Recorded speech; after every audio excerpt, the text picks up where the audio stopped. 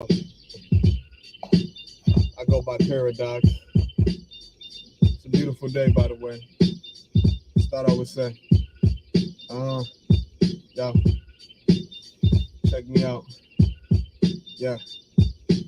Elevated thinking patterns. My mind state defines great. You looking at a melanated genius master, lyrically leaving damage. After I manifest a mansion, I'm trying to cop a lease from Saturn. Astrologically speaking, I'm diabolically beasting because there's gaps up in rap like Condolise speak. You think you're hottest speaking, honestly, you gotta be cheating. It's time to wake that ass up like you consciously sleeping. No kids, plus I'm pretty handsome. Man, these haters can't see me like a shitty camera. They pooping in their pampers. Call me daddy cause it's time for a huggy change. Wipe for my nasty thoughts, a nigga got a dirty brain. Automatic gas, I be busting like a 30 thing. I do this shit from anywhere because I got curry range. Let me set it straight. For the people that don't know my name, I go by Paradox, and yeah, you can keep the change.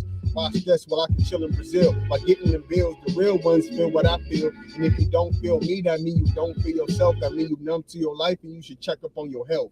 Doctor credentials, hot in my pencil. Stop with the insults, guap on my mental. Rearrange my brain and the change came quick. Align my actions with my thoughts, ain't no chance I'm gonna miss. I break down obstacles like Tetris blocks. It's all a game in my brain, I just set up shop.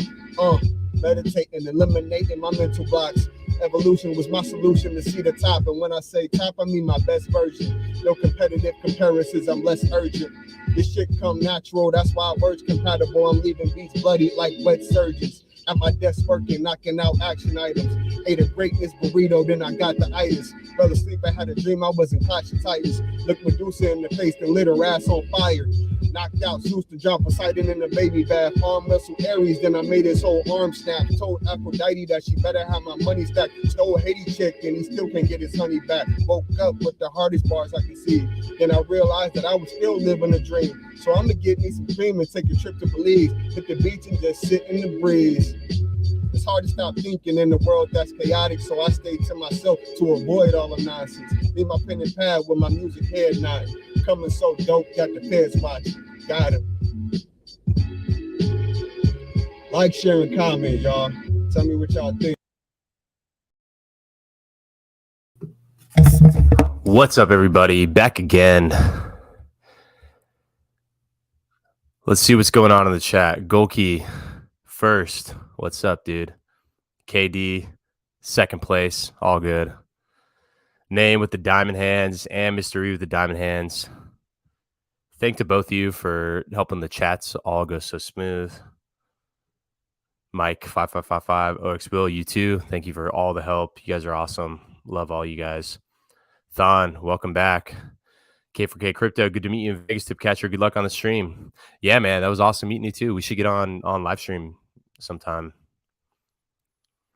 Mr. E says, I wonder how high the rewards will come out to be for those that successfully diamond hand stake DECI. Yeah. Oh, yeah. 10 years is a long time. And especially because DECI has the highest chance for premium, perhaps we see the highest early end stake rates on DECI. Like, share, and comment. Tell me what y'all think. Hit the subscribe button.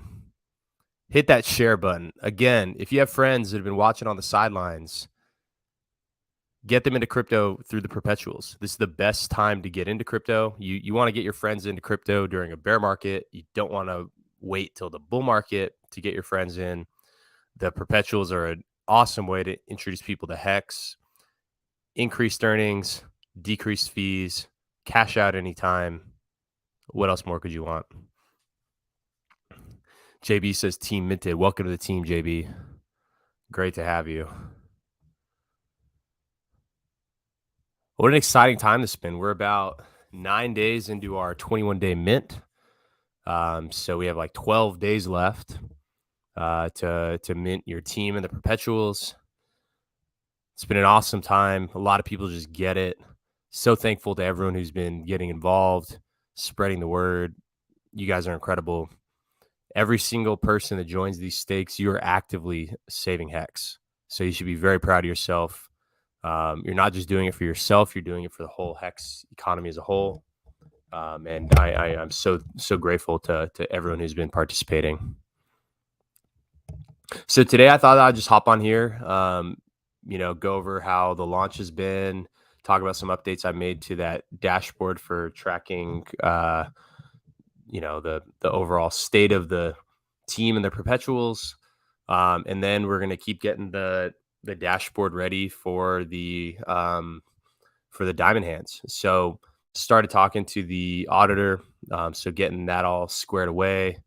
And we're going to do one final testing sequence on the perpetuals for the diamond hands clubs, make sure that all works.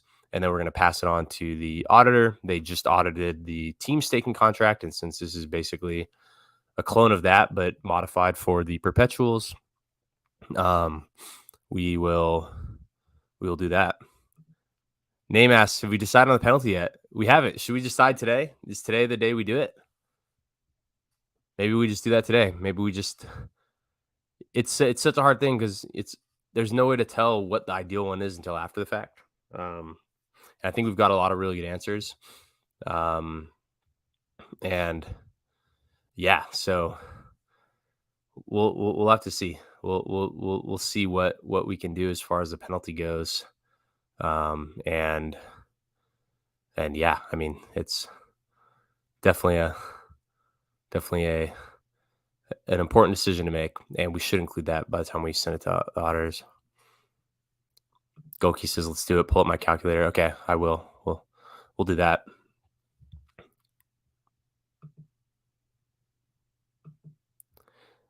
Falcon says, so you are on day 9 of testing? No, we're live.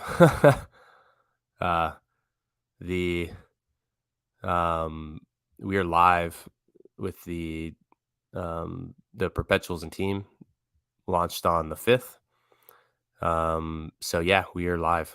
Testing was last month. Send me an email. Okay, I will. We'll do that. Do it based on APY of pool. So that's a little bit harder. I guess, unless we just like estimate what the APY of the pool is going to be, then we could. Because the contract itself doesn't really know the APY of the pool. It only knows that after the fact. It doesn't know that necessarily during. So it's hard to integrate the earnings as part of that.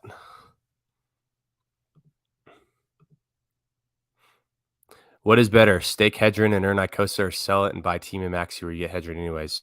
I mean, Team and MAXI, kind of easy choice there. Falcon Crypto asks, was there an advantage getting in early? No, we every day it's the same 1-to-1 rate. We don't want to put any pressure on people for, rushing or doing anything like that. So there's no advantage. I do know a lot of people are waiting till the last day to do it. So your choice when you want to join, so it's totally up to you. I guess the only people that did have an advantage were the MAXI minters who already had their MAXI at the 1-to-1 hex rate. Because right now MAXI's like above 2. And so if you're buying MAXI now to join a team, you are, experiencing, you have to have 2 hex to get a MAXI to mint team. But that's just kind of, that was kind of part of the design, is like we wanted to airdrop the MAXI holders, and instead of just minting a token, we just thought, okay, how can we airdrop value to the original MAXI minters? And we're hoping to just kind of set the tone with that. It's like, in terms of how we reward our ecosystem participants. It's not like we just like print a new coin and say, here you guys go. It's like we like to deliver real value. And so that's how we did it with MAXI holders. Who knows how we will do it with the team holders and team minters. So, if that just sets the tone, then I think that is a success.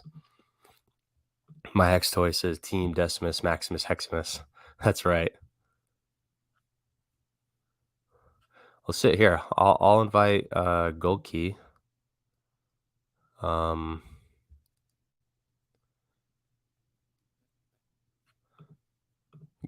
asks, in theory, anyone create a staking smart contract for the perpetuals of their own ES penalty dynamics? We could create a variety of stake mechanisms based on different risk profiles. Yeah, I mean, anybody really could. There's nothing privileged about the thing that we're making. Anyone really could. 209 hex per one maxi now, actually on a small dip since the launch of team minting. Yeah, I think that I think people are. It's pretty funny. People are, which I think is kind of dumb idea, but people are selling, or they're selling their maxi for hex to join the pools. So maybe they think that they're going to run back like a quick premium or something. But yeah, and I mean, a lot of it is that many of the people that had minted their team, like here, let's just pull this up right now.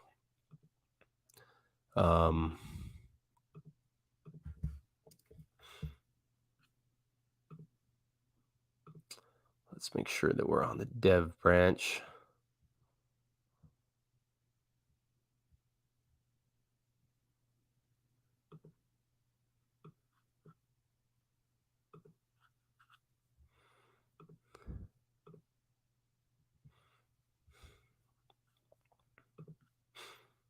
So right now we have, here, let's zoom in so you guys can see a little better. We have 126 million hex pooled across the 4 pools, largest with DECI, followed by, looks like Base retook the lead in second place. Then followed by Trio, then Lucky.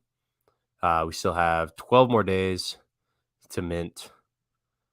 Load up your hex bags with your perpetual pool tokens. And we have had 37.66 million team minted from MAXI. And then we have, of that, 28.87 million is staked. So what percent is that? We have, so 28.87 divided by 37.66. We have a 76% mint rate. That is shockingly high compared to Hex's stake rate, which is something around 10 to 12%. The team stake rate is much, much higher. So that will get adjusted down as the mystery box gets its copy, because if you're familiar with how oh my God. Oh yeah. Okay. I'm showing the screen. If you're familiar with how the sequence of the mint phase goes on, if you're around for testnet, the way it goes is that the base stake starts, then the minting phase, or then a function called finalize minting is run, and that can only be run once the base stake starts. And that finalize minting function is what does the copy of the team delivered to the mystery box, and that's what allocates the maxi from the stake, or the maxi into the 369 escrow contract. It's what does the burn, and then delivers the half of the maxi to the mystery box. So in this first year, you know that the mystery box will not be staked. So that's little Easter egg for you guys that are extra attentive to what's going on. And yeah, so that this stake rate will probably as a total of all the team, because all team are equal, including the mystery boxes, that stake rate will go down over the first year, certainly, and then from then on, it's a mystery as to what happens with the rest of that team. But so that 76% stake rate will probably settle into, what is that, like 38%, which is pretty good. Nice balance of increased earnings per team staked, and who knows what happens after that. So pretty exciting to see all the people so enthusiastic about joining team. This will cause 7.53 million maxi to be burnt. So that will increase the maxi redemption value by about 2% for all the remaining maxi. So it boosts the value of maxi, which boosts the value of team, because for one, it makes sense that team and maxi have a big trading pair together. But two, the 369 maxi rebate, which issues what is now 11.3 million maxi, it issues that back to stakers during years 3, 6, and 9. This maxi is now suddenly more valuable. So the earnings for the yield in years 3, 6, and 9, are going to be more valuable. And what's pretty interesting is that about every 3 years, the earned yield in the MAXI stake doubles.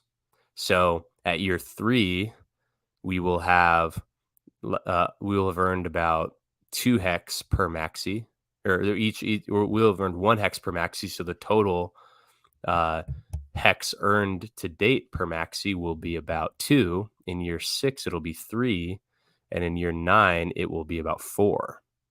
So that's a pretty cool dynamic with this rebate, is that as each year goes by, the size of the rebate grows, because in the first year it's like 5% of the total MAXIs rebated in year 3, and then 10% in year 6, and 15%.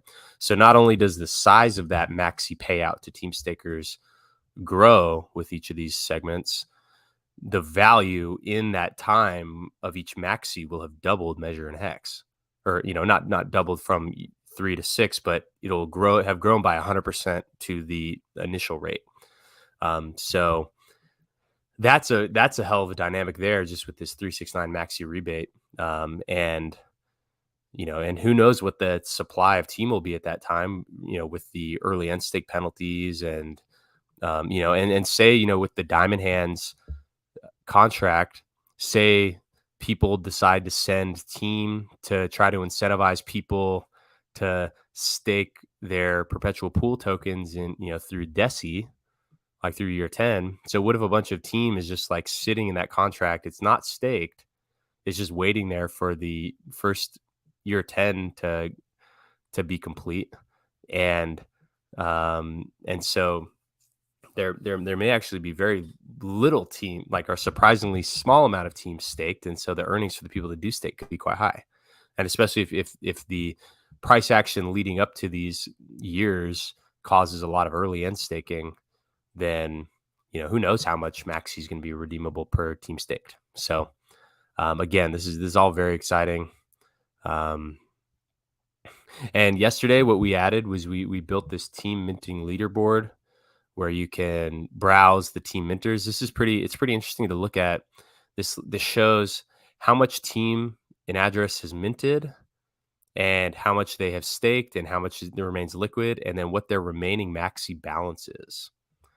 Because the way I view this is that the MAXI balance that's left over from people that minted team, that's dry powder. All the team that's minted, that's all at the 1-to-1 rate. So that's not driving the price up. So there's a lot of demand for team, right now during the minting phase. But the thing that really drives the price up is the FOMO that sets in as people regret, if they regret, hanging on to the MAXI.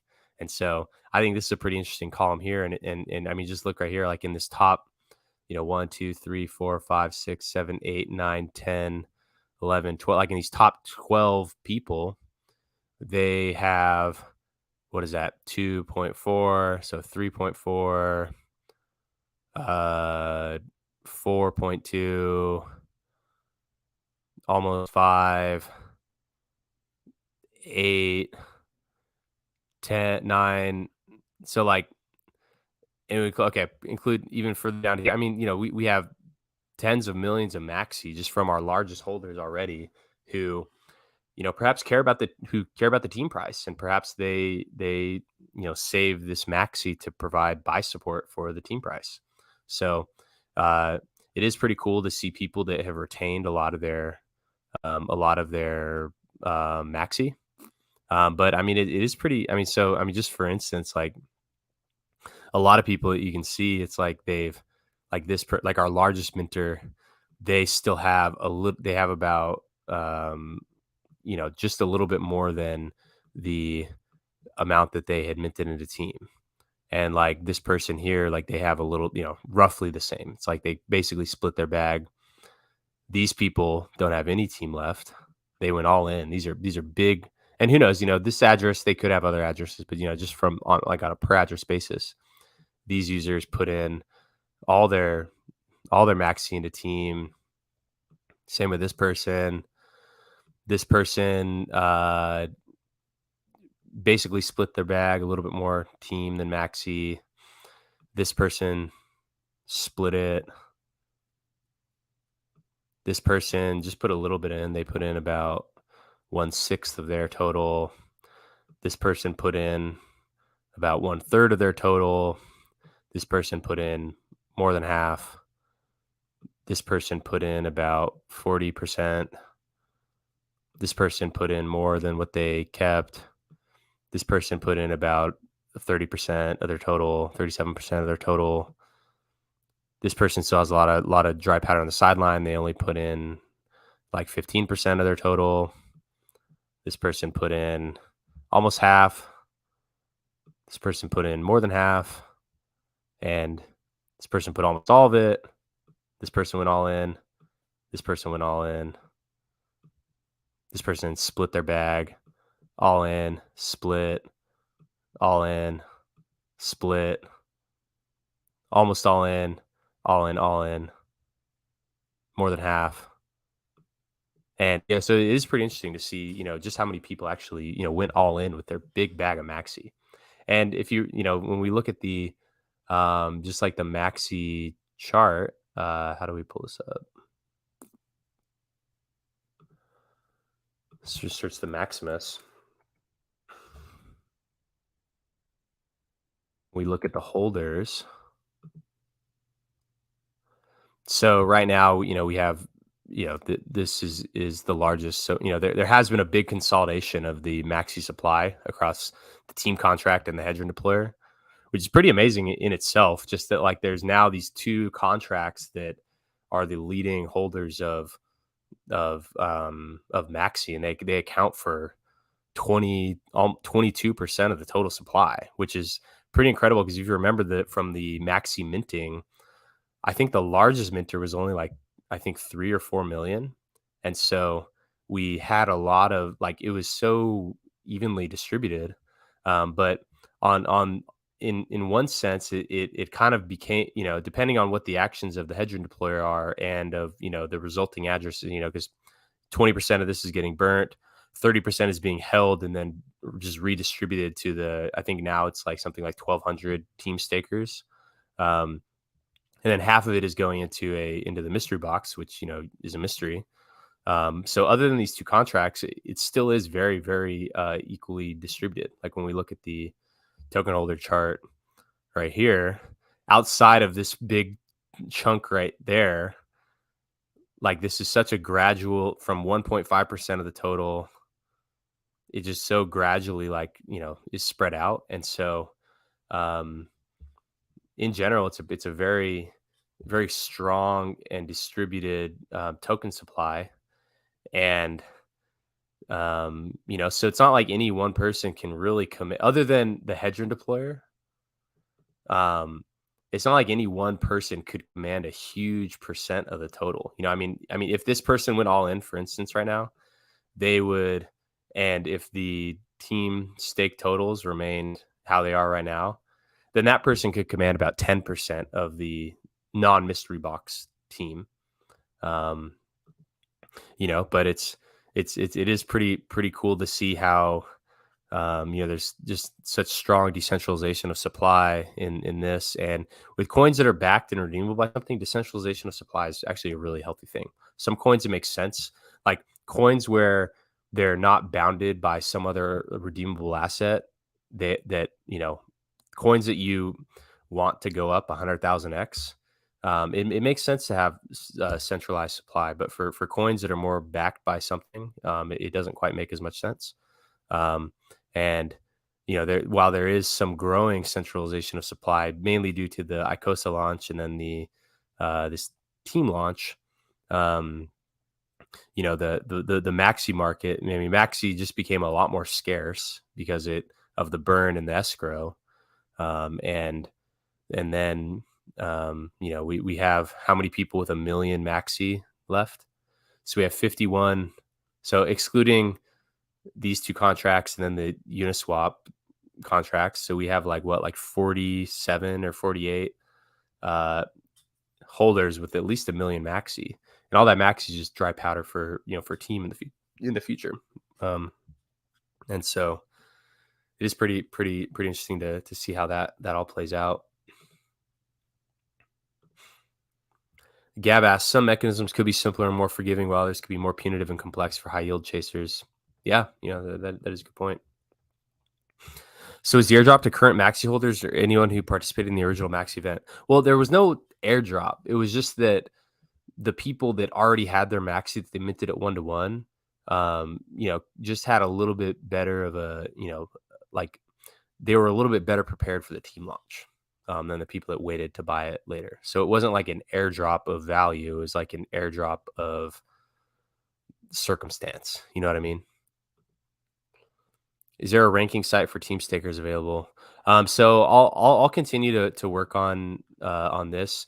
I stood up this one real quick, but I was going to add some things like where you could just like click a button and then you would see the team staked rank, and do all that. But mainly we're trying to get this diamond hands thing up and running, and then we'll probably do some of that stuff. Alan says dippy. Dippy. Yeah.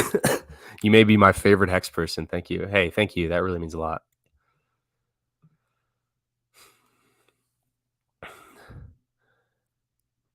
What is best, if 3K of cash to buy Maxi and stake on team, or buy hex and go to the perpetuals? Look for one or the other, not a combination of both. I mean, it kind of depends on what your goals are. If you're like, if you want to be staking hex, then stake hex. But if you want to go for like a higher risk, higher reward play, then team is definitely the one for you. So if you wanted, if you want low risk, high yield, on the low risk, high yield, and then just like basically tracking the hex price, then go for the perpetuals. But if you want high risk, unknowable yield, where some, it's like variable yield, like the yield in certain years is going to be much higher than the yield in other years in team. And you want something that, has the potential for like massive outperformance of hex, then team is the one there. But if you can't tolerate that risk, or you just want the hex exposure, then join the perpetuals is for you. So it's just based on your own personal situation and risk tolerance and really what you're going for. Since you have to stake team at the beginning of base year and rewards get added anytime during that year, team members that don't stake could miss out on a lot of surprise bonuses. Yeah. Who knows what type of mysterious things may just, thank the original minters and stakers. If I plan to add to my perpetual bags over time, why would I not diamond hand 100% of my current bag? Yeah, I mean, that's like a perfect use case of it, where, by joining it, you have the chance to grow your perpetual bags. And if you're trying to grow your bags, then you don't need to, and so that means that you're probably not going to be selling because you're more actively trying to acquire. And so staking the perpetuals is a great solution for that class of user. So that's an awesome insight there. Oaks will, don't give out too much free alpha. That's right. All right, we're gonna get Gokey up here. How do we do this?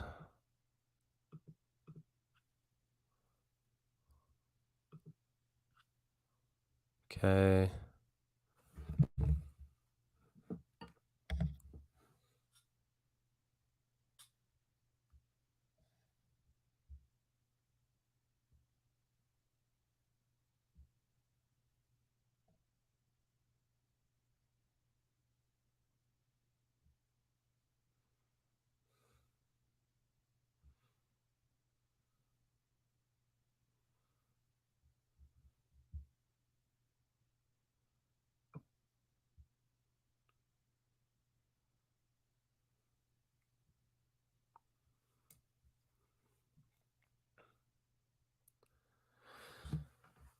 All right, we've got Gokey coming up here.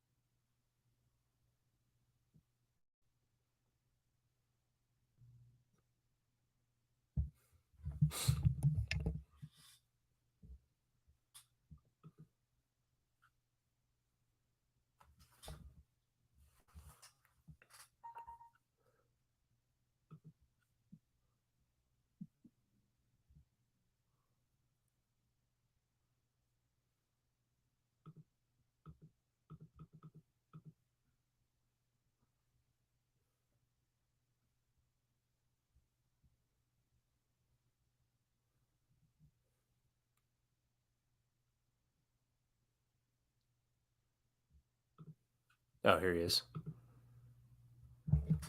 What's up, Gokey? Your sound's dead. You can't hear you. Oh, I'm muted. What's up? Oh, you had such an enthusiastic entry. I saw that. You're I blew like, it. what's up, you guys? Oh, what's up? Welcome to the stream. Dude, 13,000 T-shares right now. 13.3 Across the thousand. pools. Yeah. DECI's crushing it. Dude, people are sleeping on Lucky. Lucky's like this secret sauce, man. The people that get Lucky, they get it. I've been saying it from the start. Lucky's my favorite one. And also, if you think about this, whichever one is the smallest one probably has the highest chance of a massive premium because there's not a lot for sale. And so I think that Lucky, if it continues to be in last place, Lucky could be a high flyer right out the gate. Yeah. Dude, my girlfriend got these AirPod Maxes from work. That's one of the benefits of working like a tip. These AirPod Maxes from work. AirPod Maxis? Maxes. Oh. But dude, they're incredible. You got to get a pair. Can you hear me? Yeah. Or are you just Are you just slow in response? Okay. Your audio is kind of cutting in and out a little bit, but it's fine. Let me check it. Yeah. You should pull up or what were you talking about with the snapshot?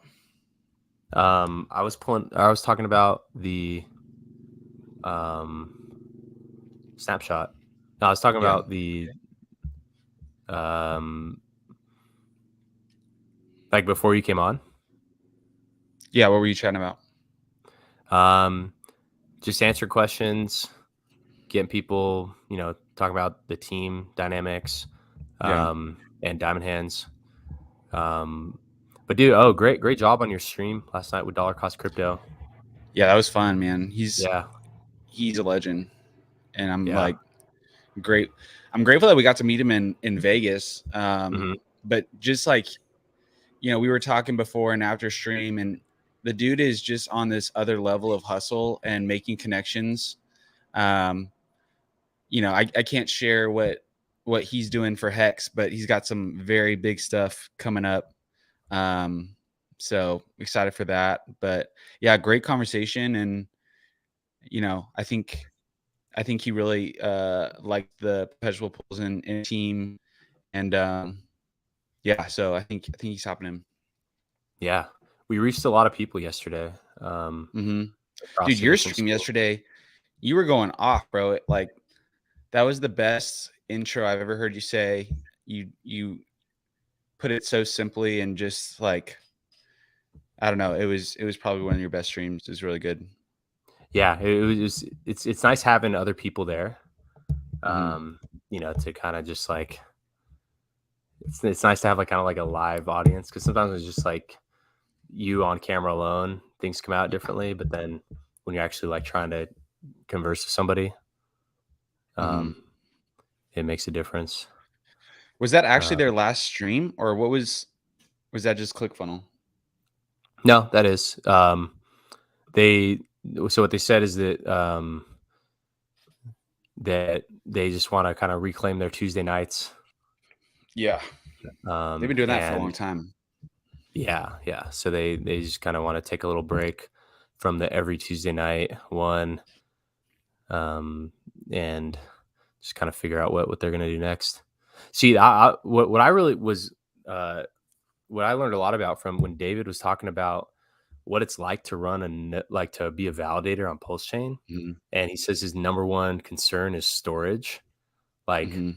you know, that's like one of the trade-offs with the, you know, like just increasing the just capacity of the chain is that it's like a full-time thing to keep that stuff running.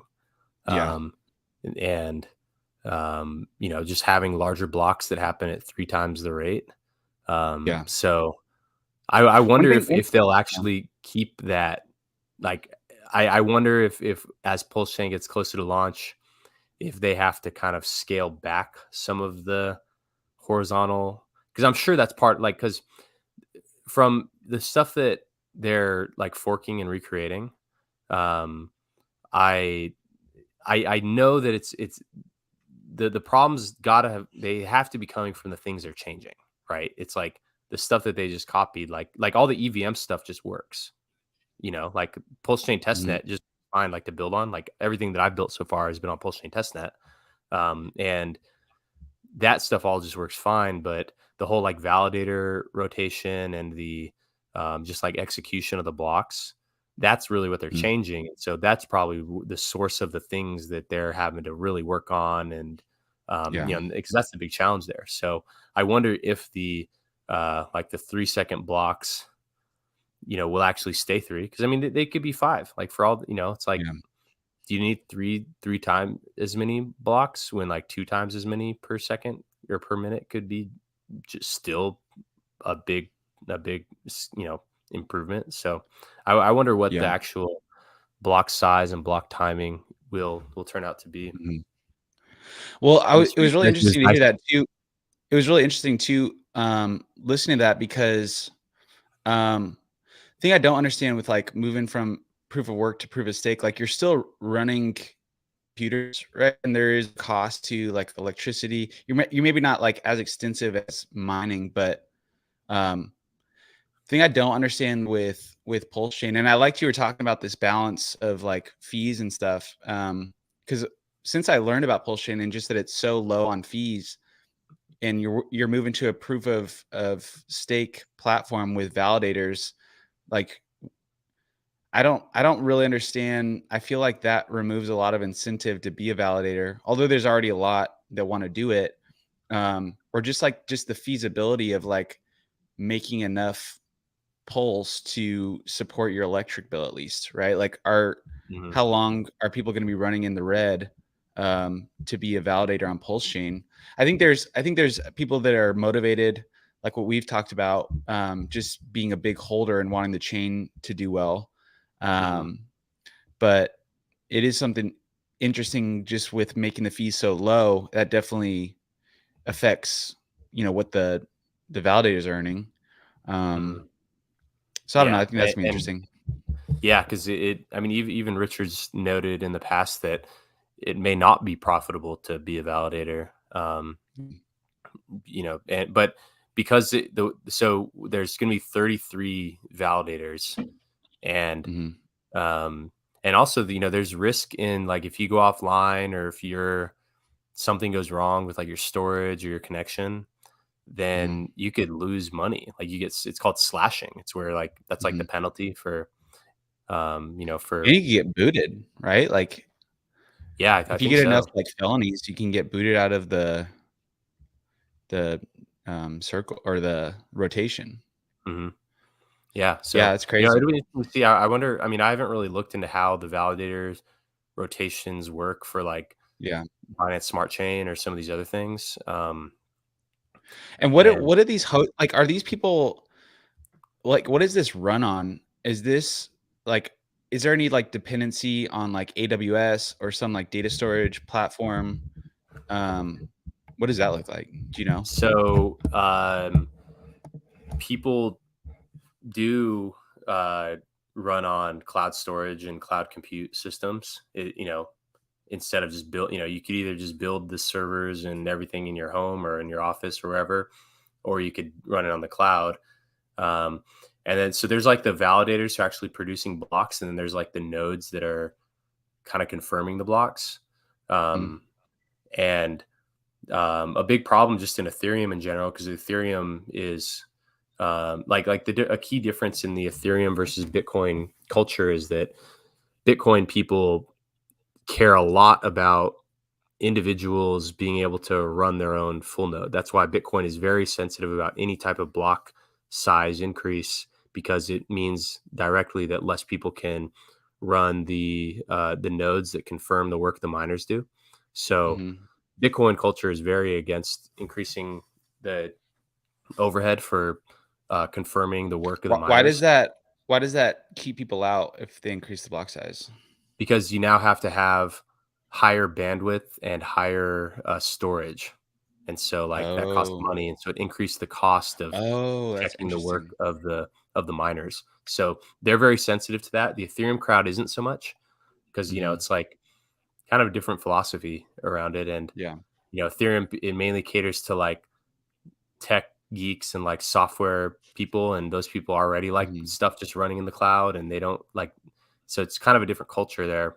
And so a lot of the ETH nodes that confirm the work of the ETH miners are actually just ones that are running on AWS. Like AWS is like one of the largest ETH nodes right now, because of all the people that just run their node. They run an ETH node, but it's in the cloud. And so those are, which so far I haven't heard of any issue with that. But who knows what types of issues could arise. And so because to run a node, you have to have the full network state at all times, and you have to store it. So that can be increasingly expensive. And the larger that larger the blocks are, and the more blocks that there are, the more expensive that is. And so does that mean because Richard Hart is copying the whole system state that's actually putting a lot of load on, starting versus like starting with a fresh blockchain? Are these computers going to need to store the entire system state as well? Yeah. So like right now, the Ethereum. Dang, that's crazy. I never thought of that. System state size memory. Let's see.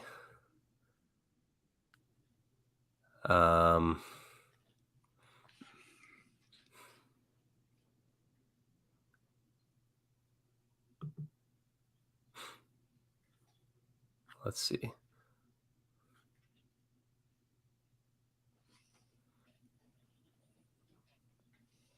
Okay, so there's a difference between, so there's something called like a full archival node and and like the data that's needed to recreate everything that's happened to date. And so the full archival node is 9 terabytes as of November of 2021.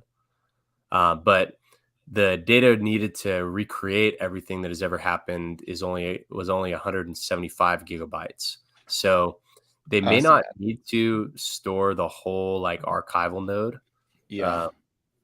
Which I don't know, but what David was describing yesterday is that like the validators do, because they're the network, and that it could be like a terabyte or more per year.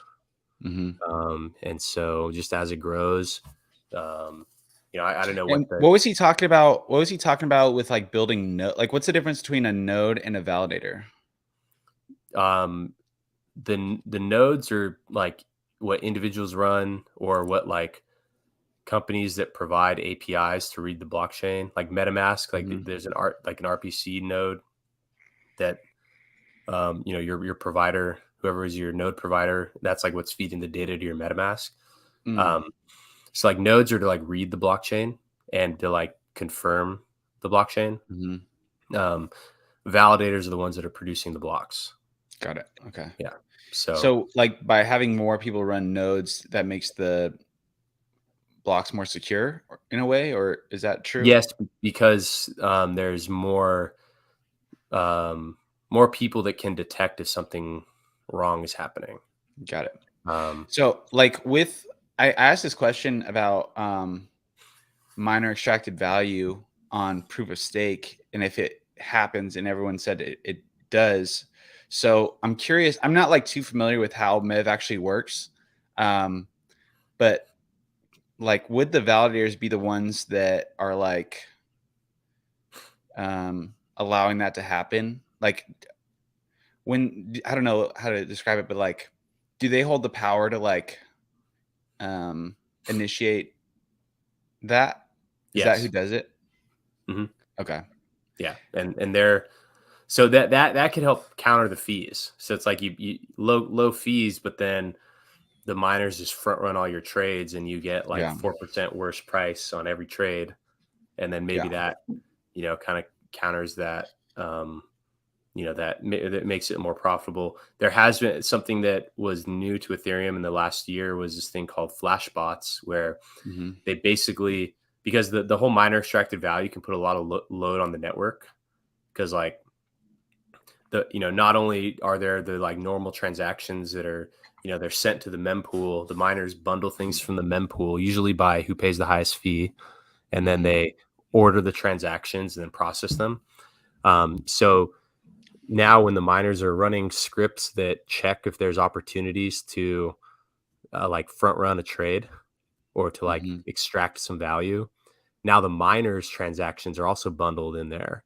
And so to kind of alleviate the additional load on the network that the miners who are looking for those opportunities to, that have that miner extracted value, they created something called flash bots, which is basically like an off-chain way to do that. And then it's just kind of like off-chain auctioning of these opportunities, basically. I don't know. It's like a whole complicated system. And so but see, I don't understand. Like, so we're having like 3-second blocks or whatever. There's 33 people or 33 validators. So, I mean, you're talking about like minutes, right? And like pushing through transactions. So how would somebody even like have the time from like one cycle from them to the next one to, I don't know, that like it happens pretty fast, right? Like there have to be, I mean, you're probably running scripts too that can just automatically. You're running scripts, and like, because there will be a mempool, and the miner, or in this case the validators, they choose what transactions to put forth. And so, and that's completely their right? Like, is there anything wrong with MEV? No, it's part of the game. It's all part of the game. It comes at people's expense. Like I was subject to that before, and it sucked. Yeah, like it really sucked. But that's part of the game. It's like, because you like publishing data to a network is not a human right. It's not like but it's socially enforced, right? Like, I don't know. I feel like that would be something interesting to build with these validators, because like right now there's like misdemeanors and felonies for uptime, but like a bot that analyzes like which validators are like front running transactions, I think. Because you have to understand, it's also like important arbitrage, like, and those are valid like, because the validator has the right to put forth transactions, even their own, and that's all they're doing is just putting forth transactions. Like, there's nothing right. But if they're like sandwiching transactions, like, again, that's why I asked, like, is it allowed? It is allowed, but I think people being aware that like, okay, this validator sandwiches a lot of transactions and like people get screwed. Yeah. Again, because like the that's application layer to solve for that, and like Matcha solves for it very well. So like, I think CalSwap does as well. Yeah, but I mean, but you have to realize that like these validators, the system is socially enforced. Like, people are voting essentially who should be the validators by staking their polls. So I feel like there is some opportunity for, because that's one question I've been very curious. Like, how are people going to pick a validator over another? And like, the misdemeanor and felony things, like, okay, I think there's also some branding piece to it. Like, each validator gets a name. And people have already started, like David, for example, has already like built a brand. So people know that, a lot of people want to stake with him. I know a lot of projects are doing that as well, kind of just for marketing, but yeah, I mean, I think some insight there for people to make better decisions could be helpful. Like what they, I don't know, but yeah, you're right. I mean, on the layer 2, like application layer, I think, I really hope CalSwap comes over too. I've heard they're really good against MEV. Mm-hmm. Yeah, I mean, I hope so. Let's see.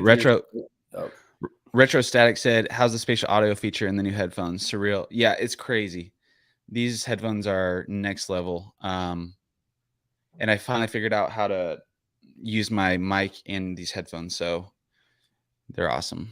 But yeah, it's Mystery says it was nice hearing Maddie apologize for not being as open-minded on these projects before. Great discussion on that stream yesterday. Yeah, that was nice of him to apologize, and he had apologized to me separately before then too, for kind of his apprehension about that. But yeah, I mean, that's, people are gonna, like, everyone has their own opinion, and and it's good when people kind of update their perspective just based on, kind of as reality sets in. So that was really nice. Team minted today. Baseball joined. Welcome, Cliffy. Bob Farter, he's been in the chat lately. So 1 year after base launch, in open period, will it be open for minting? Will minting be 1 hex for 1 base or 1 hex for base current price? Yeah, so it'll be updated based on the earnings of base. So right now, on our dashboard, so base is probably going to earn about 12% APY. So the new minting rate will be 1.12. So that means that you will need 1.12 hex to mint 1 base starting in that new stake. But yeah, so that's because at that point in time, 1 base will have earned from the first year 1.12 hex. So you're joining at the equal rate as someone who's staying in the pool. Have you looked at EIP 4444 ETH not to store full historical data to lower the node size? Yeah, I mean, I've heard about these things, and that's probably where it'll probably trend to. And I've even there are things that, like, other technologies on other chains that kind of do the same thing by default. Like there's one called Mimblewimble, where that's like a anonymity. RIP Trace. Yeah, he just like took that as the opportunity to leave. But that one, for instance, regularly there's like some information where like it's like saved to the chain, where you can basically, using that information, you can just forget everything that happened before then, and you can just use this recent one as fact, and you can reconstruct what happened from like those, like, I don't know how they what they call that, but it's like a regular like encoded thing that you can string together, and you can piece together what happened in between then and now based on the, from one of those like archival things to the next, and then that greatly reduces the size of the node. And so I assume that things like that will take place, and I hope that being on PulseChain doesn't because that's one way that PulseChain can just kind of like take advantage of all the developments that happen in ETH. If they can just be like forked and integrated into PulseChain, I hope that the things that we're changing don't impact that, because then it's up to PulseChain devs alone to be continuing to build and improve on PulseChain. And it's like we've been able to take advantage of all the developments in Ethereum to date, but if that all just stops, then we lose out on any innovation that happens on Ethereum. And so I hope that nothing that is being changed about PulseChain prevents us from being able to take advantage of other improvements that could help us, because that's best case scenario, is if like things that happen on ETH continue to benefit PulseChain without PulseChain having to bear that whole entire like development and innovation. Mr. says, I have a PC ready to be Pulse node. That's the best way to trustlessly interact with the network and keep it decentralized. You don't have to trust another node to run your app or send transactions. Yeah, that's I should probably do that too, huh? Yeah, we should run a node. We should both run nodes. But I'm curious on so comparing being a validator versus like being a miner, what do you think the percentage of like electrical cost is for being a validator? It's huge. I mean, it's like 99%, because The reason why Really? the miners, yeah. Wait, it's just as much electricity to be a validator as it is a miner? No. It's like 99% less. Less. Okay, I was like, yeah. So yeah, because with mining, you're like spending the electricity as fast as you can, and you're like overclocking these machines that all they do is burn electricity in order to compute those numbers. And now that like the computing of the numbers isn't part of it, you're just like basically running a server. It's a huge difference, which I actually don't know. I mean, I don't know. It's like I've always just like assumed proof of stake good, just because like it's kind of the consensus thing that like proof of stake good. But the more I think about it, I actually get this weird feeling in my stomach about it, where like having proof of work be the thing that is in charge of the block production, where those aren't the largest holders of the coin. So like the largest miners are not the largest ETH holders.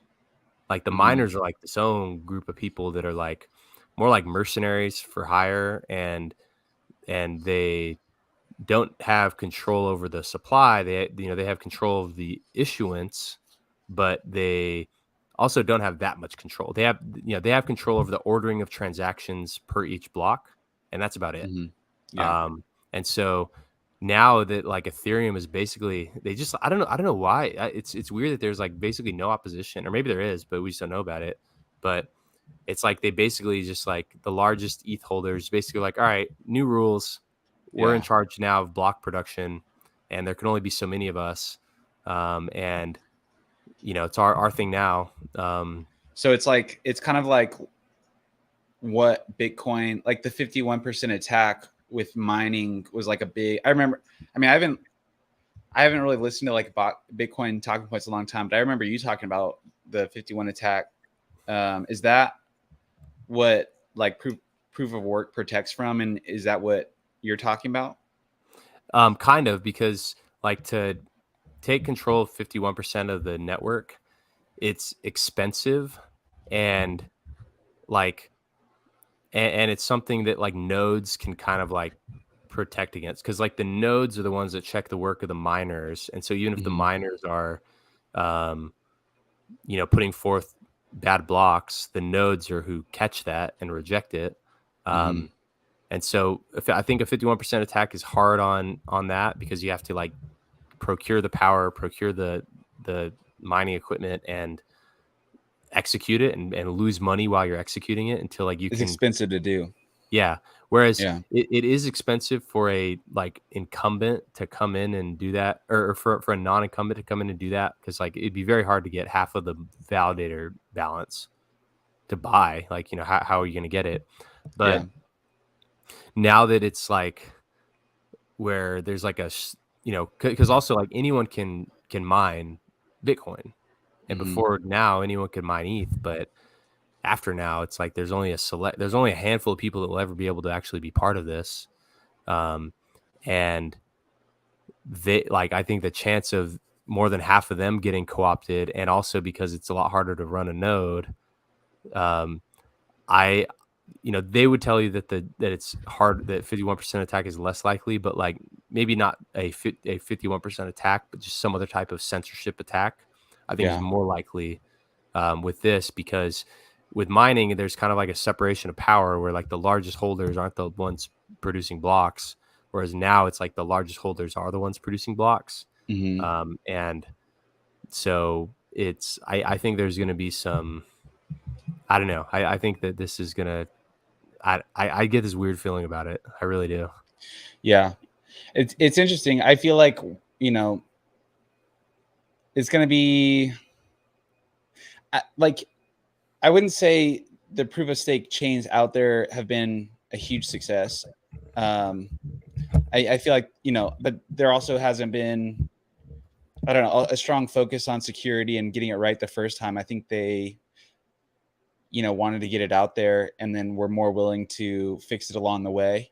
Whereas I feel like with Richard Hart and PulseChain, he's really taken the time to make sure it's right before launch, which is great. But yeah, I don't know. I'm very curious. I think it's going to be an interesting development process over the next like 5 years with PulseChain.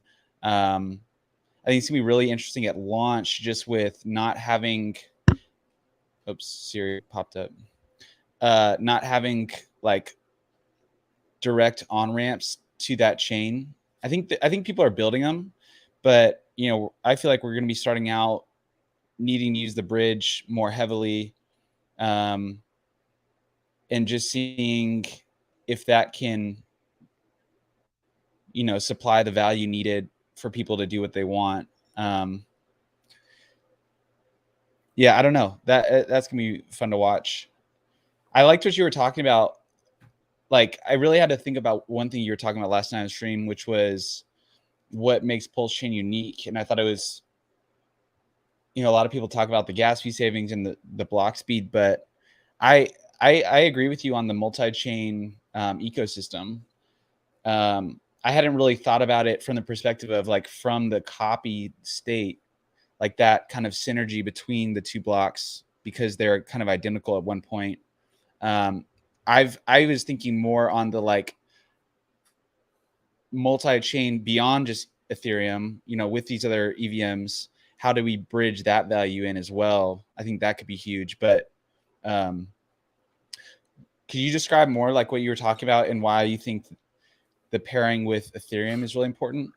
Yeah. So because it's like a full system state copy, and because you can deploy, and this is honestly something we should build, you can deploy a contract to Ethereum and PulseChain simultaneously, and it'll have the same contract address.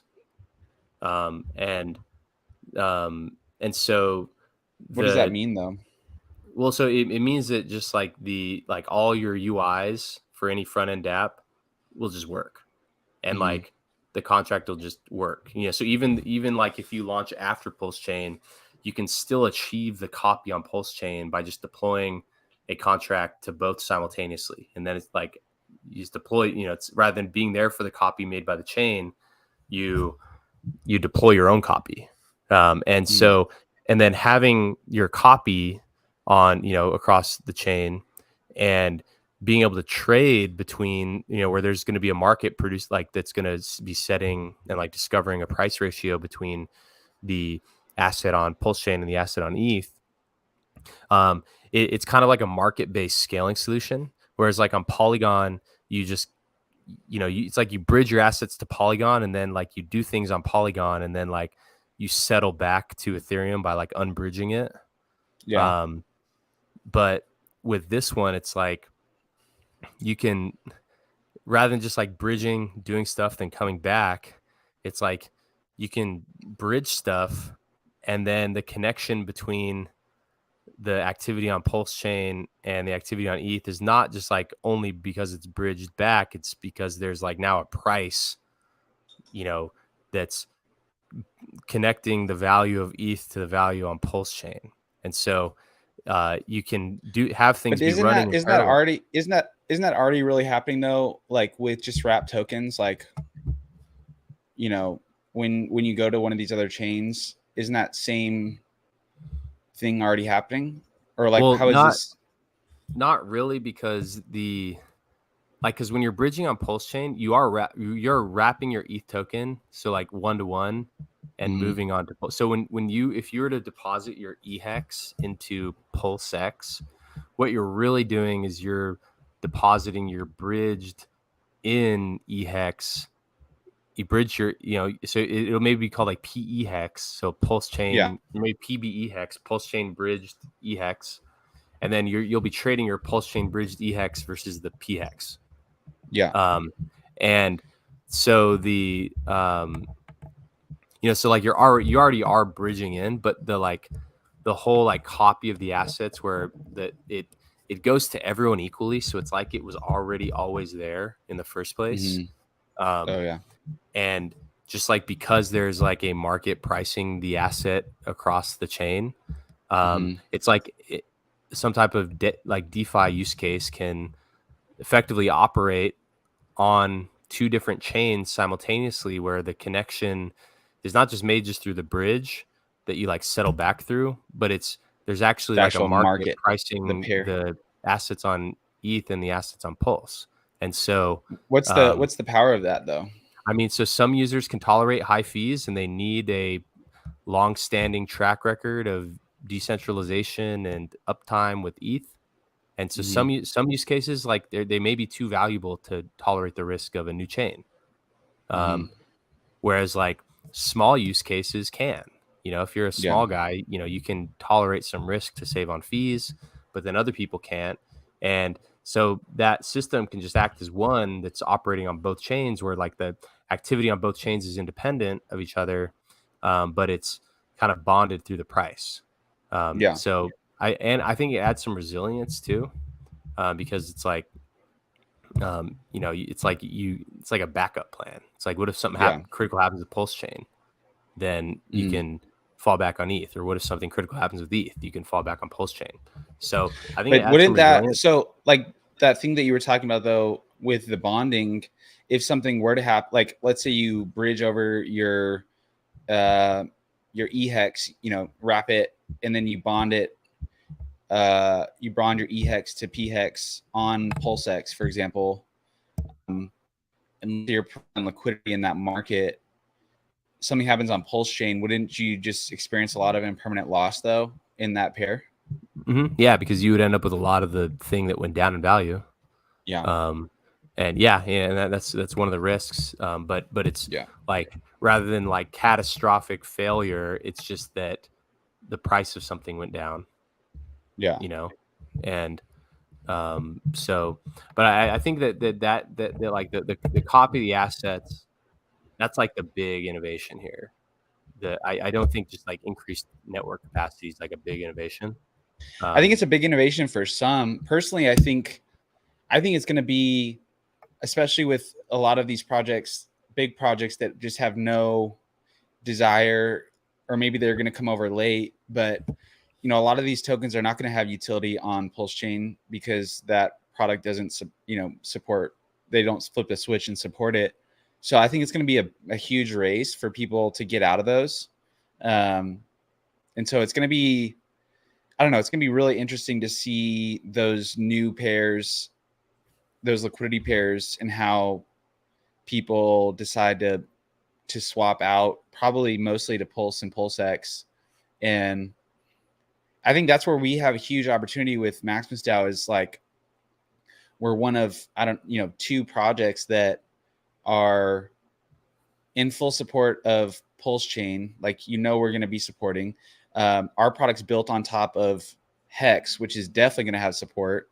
So I feel like we have a huge leg up in the fact that like people aren't just going to be dumping I mean, they honestly might dump for Pulse and PulseX to chase that. They're copy coins, which would open up huge opportunity for, people to snag some alpha tokens on Pulse.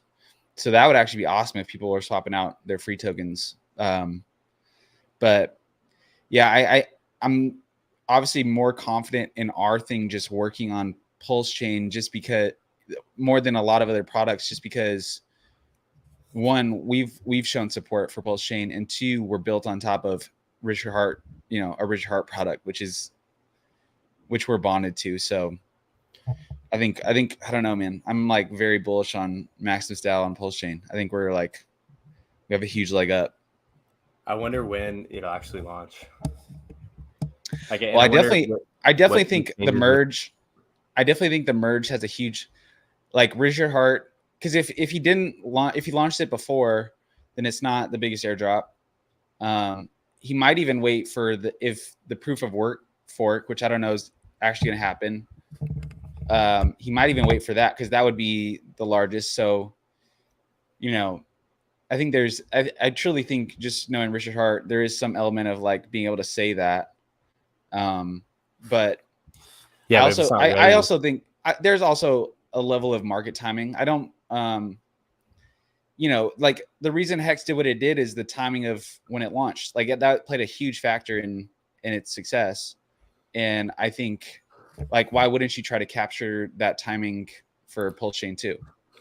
Yeah, and I'm sure he wants to, but also, I mean, it's, from what he said in that thing, is that it's just not ready. Like, and it's like the more you build, the more you realize other stuff that isn't ready. Yeah. And so I think there's definitely I a don't lot know of what factors changes for sure. about like the whole because like the system state copy that they made onto PulseChain testnet was from proof of work chain. Yeah. And I don't know if anything changes now with the merge, if like there's anything different about that has to be resolved, and if there's any challenges related to that. And totally. They might I mean, that might honestly push it back to actually see that live. And because you got to realize like there might be some bugs even after it goes live, that if we're like, are we copying proof, like which fork are we, do you think we'll copy the new proof of stake chain? I guess because we're gonna have to. That probably definitely changed a lot. I'm sure once the timing was announced for when that was going to happen, it probably forced Richard Hart to wait, honestly. There's probably a combination of like development delay, and then it was like, okay, we're getting way too close to this, probably better off just waiting, probably give that a month to just like settle somewhat, and then launch at least. I don't know, I'm just thinking out loud, but I mean, it could be years. Like, these aren't trivial to build, and the it's tough stuff. It's not like Hex was a contract, like the whole network, because you got to think about just like how it works, and just like what it's very hard to test these things, because how can you in a test environment recreate like real human action and like economic action and these different incentives at scale. People have definitely been using, like someone tweeted the other day that the testnet's actually doing more transactions than like Uniswap right now, which is crazy. I gotta grab my charger, but it's definitely getting tested. But you're right, like really at scale, it's definitely hard to test for sure. I gotta grab my charger. Okay.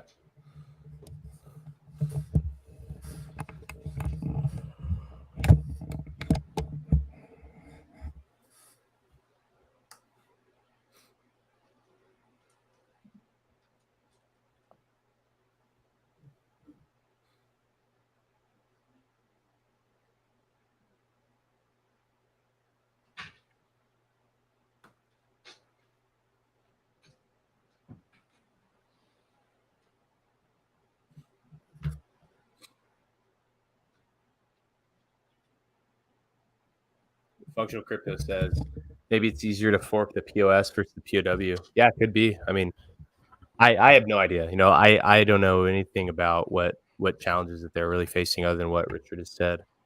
And why wouldn't you wait to see if there's any like insights to improve PulseChain too, right? Like I think, I don't know how public that code is right now, but I think it being in the wild, like once it's live, that's when you really learn a lot. And man, I hope it goes smooth. Like, it's a weird thing. I think a lot of people are like so focused on PulseChain, they don't realize that like it's a copy, but that's 50% of your bag, right? Like we should all still, even Richard Hart himself like says he wants it to do well. So we're not like involved with that community, but at the same time, we definitely want them to do well. So yeah. And because I mean, think about how long it's taken ETH to like this whole merge to proof of stake. This has been going on since 2016, like this effort. And so that's like a 6-year thing to do this. And so and PulseChain kind of is its own merge to a proof of, like from the original, ETH to like the copy to PulseChain, like it's kind of its own merge in a different way. And so it is a very challenging thing, and it's something that there's one kind of like almost like no rush because of how it has to be. Because like think about this, like if anything goes wrong, that's like a huge negative impact on the odds of success ever happening. So it needs to be right. And also, I mean, I think the only urgency to get it out is that a lot of people have money that they like need. That's kind of bearish for the price of it. Just like if so many people like need the money that they had sacrificed. And so I would prefer that they take as much time as they need to really, to be in no rush at all and get this thing right. Because like us, and I even said this like early on in my, like one of the first videos I ever made about when PulseChain was first just like a thought. I was like, the big opportunity isn't lower fees. The big opportunity is just the like EVM chain. Like, cause at that time, like, Avalanche, Phantom, BSC were all having like really big moments. So just like in general, like just like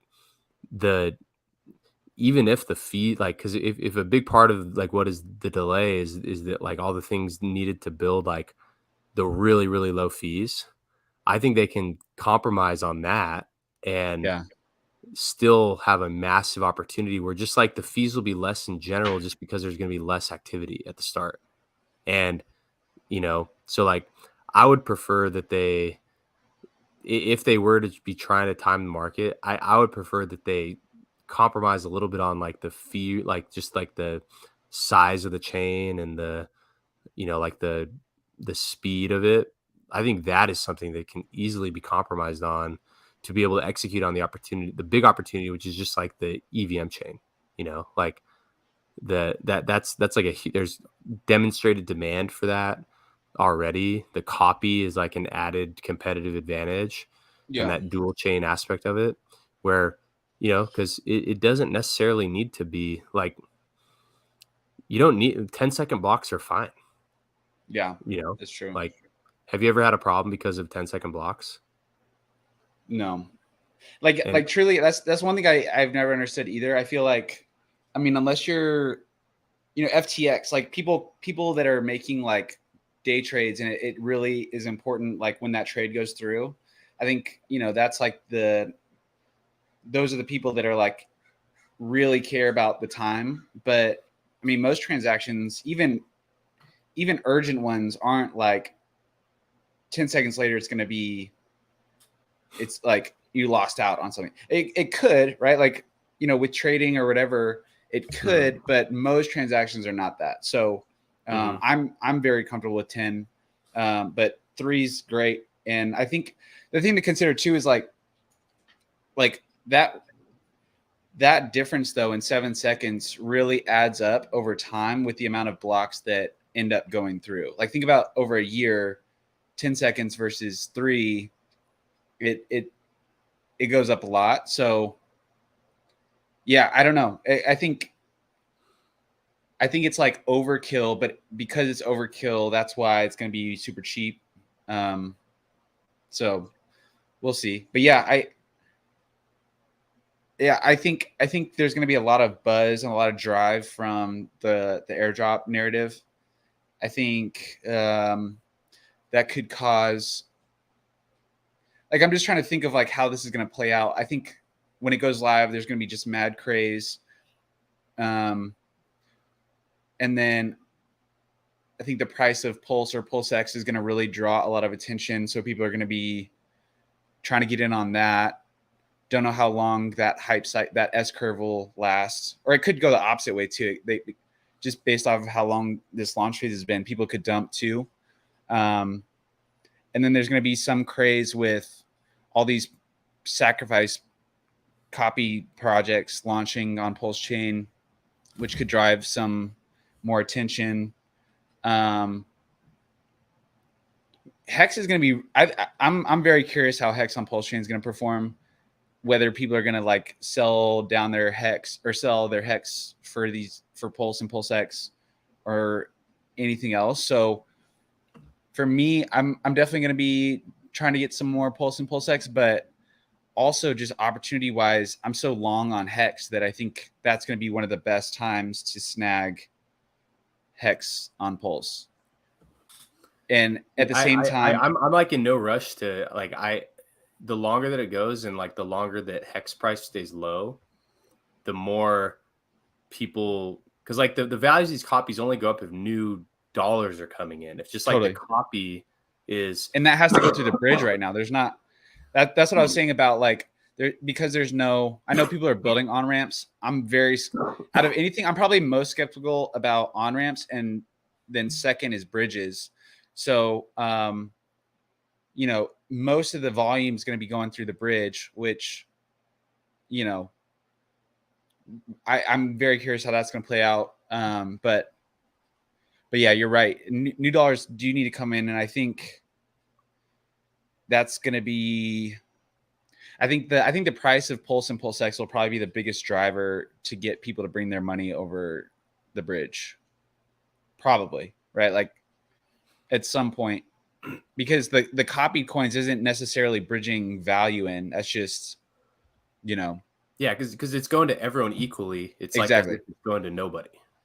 Or it's like as if it was already there. Yeah, that's a better way to say it. And so it's like you didn't gain, because like you only gain when it comes at someone else's expense. Yeah.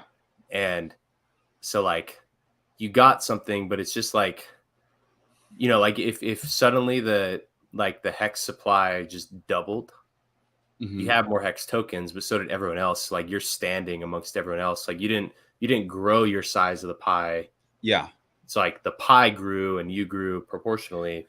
And but but like the actions you take, you can grow. That's what I was saying about Hex. Like if people are selling their Hex and it gets really cheap, that's huge opportunity to grow your piece on Pulse. Or same thing with Maxi. I mean, the price of Maxi, if Hex drops because people are chasing Pulse and PulseX, like that would make Maxi and the alpha tokens a lot, you know, big discount as well. So, you know, and at the same time, people might be dropping those copies to chase that as well. So, I don't know. I think I'm not, unlike most people, I'm not like, my whole strategy is not accumulate as much Pulse and PulseX because I just have no idea how that price discovery is going to go down. You know, where Richard Hart's going to set those values. And also you have to think like all these pools that were Ethereum pools being replaced by Pulse, like how is that going to play out? You know, like, so it's going to be crazy, but yeah, all hell is definitely going to break loose. There's just going to be so much going on that it's like important. I think that's why it's really powerful to stay kind of in that vertical integration that Richard Hart was talking about. Like Richard Hart's projects are going to be kind of the heart of PulseChain. So I feel really fortunate that like we're very much attached to that. And see, think about how much all these sacrifices were like, oh, we'll launch on PulseChain. They're just getting bailed out by these delays. Like they would not be ready. And like totally. I saw that Liquid Loans published the test net. So that's a good sign for the people in that.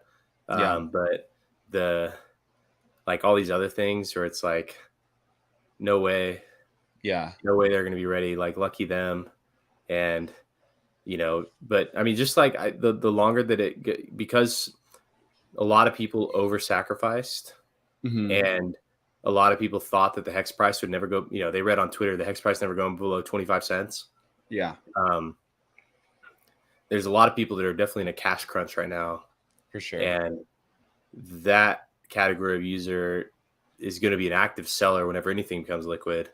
Yeah. And there's going to be a lot of that to fight through that could, you know, give some good buying opportunities, like, you know, as time goes on. Yeah. Yeah. It's just like so hard to even project because like what you're like, there's just two types of people. There's a lot of buy, you know, but it also might balance each other out, right? Because like all those people that did sacrifice that I mean, that are literally trying to like ask people to buy their shit, like buy their Pulse pre-launch or take a loan out on it, or like those people are definitely eager to sell. And then you have this huge built up buy demand from all the people that missed out. So see, but I don't think that many people missed out. I mean, if you consider how much money went into it, there's like outside of just the OA coins that went in, there was like, I think like $800 million of outside funds that went into that. And I don't think it was 800. I think it was less than that. I thought it was in total like 1.6, and half of it was OA pretty much. Like, are you talking Pulse X? It was hundreds of millions of dollars, and well, a lot of people definitely missed out on PulseChain sacrifice. And I know that for a fact. Yeah, a lot of people. Yeah, but you also, I mean, now you also have like, it's been what, 8 months since PulseX sacrifice, so and again, I think with all the other sacrifices going on, that might have been kind of their reserve resources, but I don't know. I think a lot of people are able to get back to, their like savings amount where they can invest, but just that there was that much, because imagine if, because that the sacrifice deposits, those don't push the price up. They basically only they only push the price down because that's now saleable supply.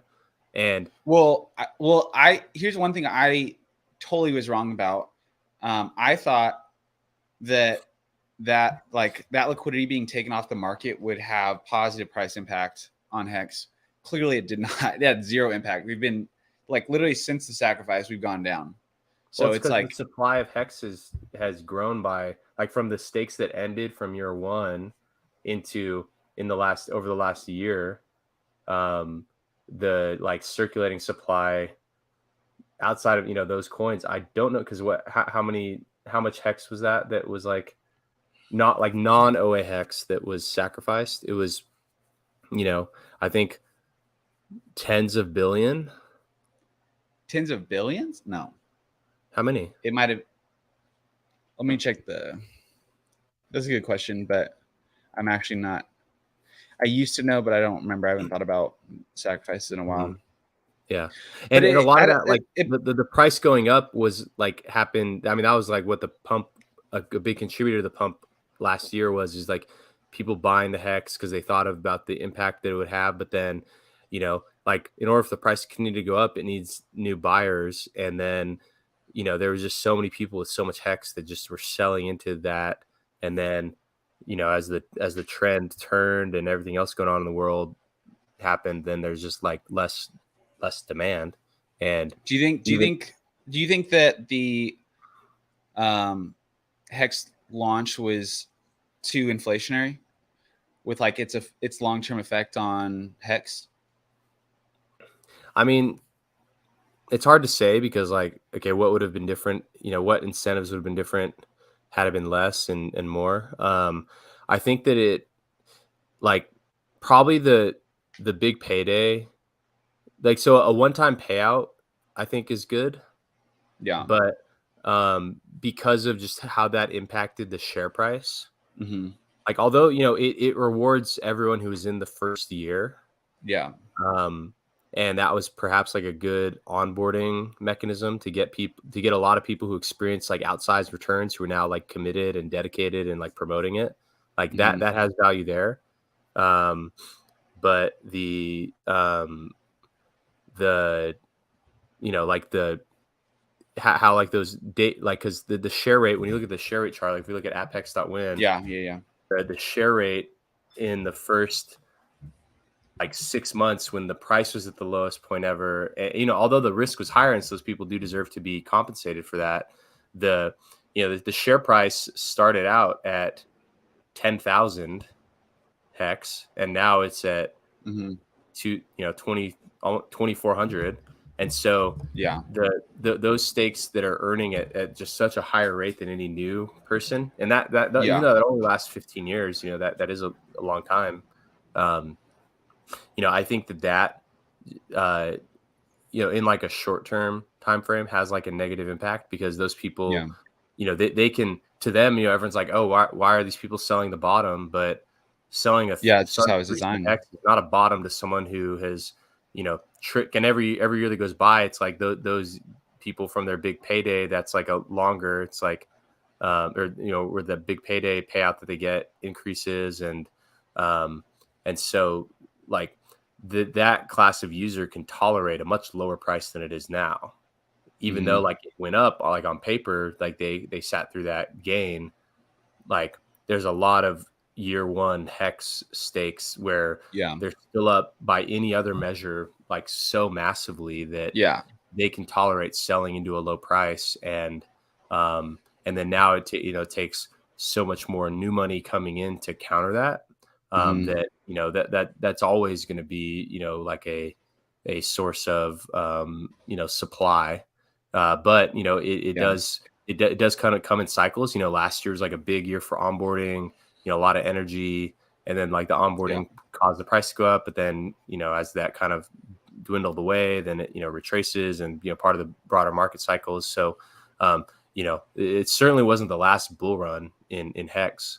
But, that there is significant overhead from, that category of buyer. And because there's a lot of Hex out there that's ending in the next year that was from the first year, and they're still up massively. And and maybe they had, it's like maybe they just having seen the huge gains and feeling like they missed out on selling because they were staked.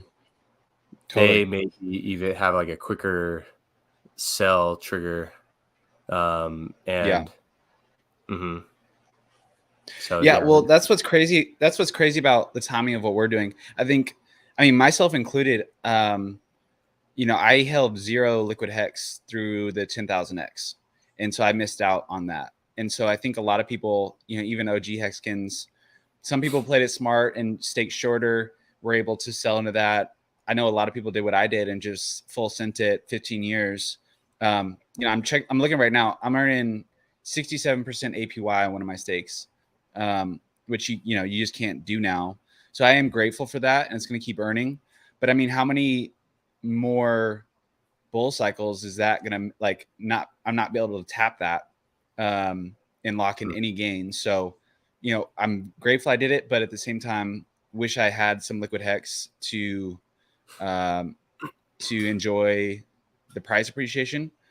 So what I was saying is, I think a lot of people learned that lesson from this pump, this first huge run up. So I think a lot more people are going to be holding hex liquid, but at the same time, like we're launching these now, you can hold liquid and be staked, which is crazy market timing for what just happened. And everyone just learned that. And now we have like a liquid staking solution that you can have your cake and eat it too. So I think the timing for us and what we launched is perfect. And that's literally a big driver for me why I want more people in these pools is like, it does suck to watch the price go up like that and not be able to like sell anything. And, people talk about like, delayed gratification, but there is a balance in having liquid assets and, your long-term investment. So, but like, that's what's crazy about the launch of Hex. No one knew what the best strategy was. Like there were people that were doing like single day rolling stakes for 15 years and getting wrecked. And like, some people like, doing staking ladders, some people just doing maxing stakes. And now that we've gone through 2 years of a hex cycle, people have learned a lot. Like we've learned a lot about how this system works, and how to leverage it to get what you want. Yeah. And also, I mean, that's kind of, it requires people to actually like live through these lessons and, and, and that'll take effect on the price chart, going into the future. Just think about how many people like it's like their wife or husband or whomever, they saw the paper gains kind of come and go. maybe they're still at massively, and now like the pressure's on any future pump. It's like, you better lock in these gains, and so like there's a lot of that, and also, I mean, a lot of people that had bought really high, and that's kind of why, even with like the premiums in our tokens, it's like, it's kind of, that's like a benefit of it being liquid, is that it kind of protects people from buying at too high of a price, because like, if you buy for way more than what it's going to be redeemable for, then that user is just experiencing loss. And so it is kind of a good thing to have it like where these pool tokens are liquid, because it can kind of protect that, like, protect against just like someone way overpaying. Yeah, because like right now it's like, even though we call it a 2-to-1 premium, it's really not, because it's going to be worth 6 at least. Yeah. And so it's like a discount to the end value, and then like, the percent APY till the end for someone buying now may be less than like the marked 30%. But if the price hits the end redemption value in half the time, then from that user's experience, it's like they still achieve that, like on average 30% APY.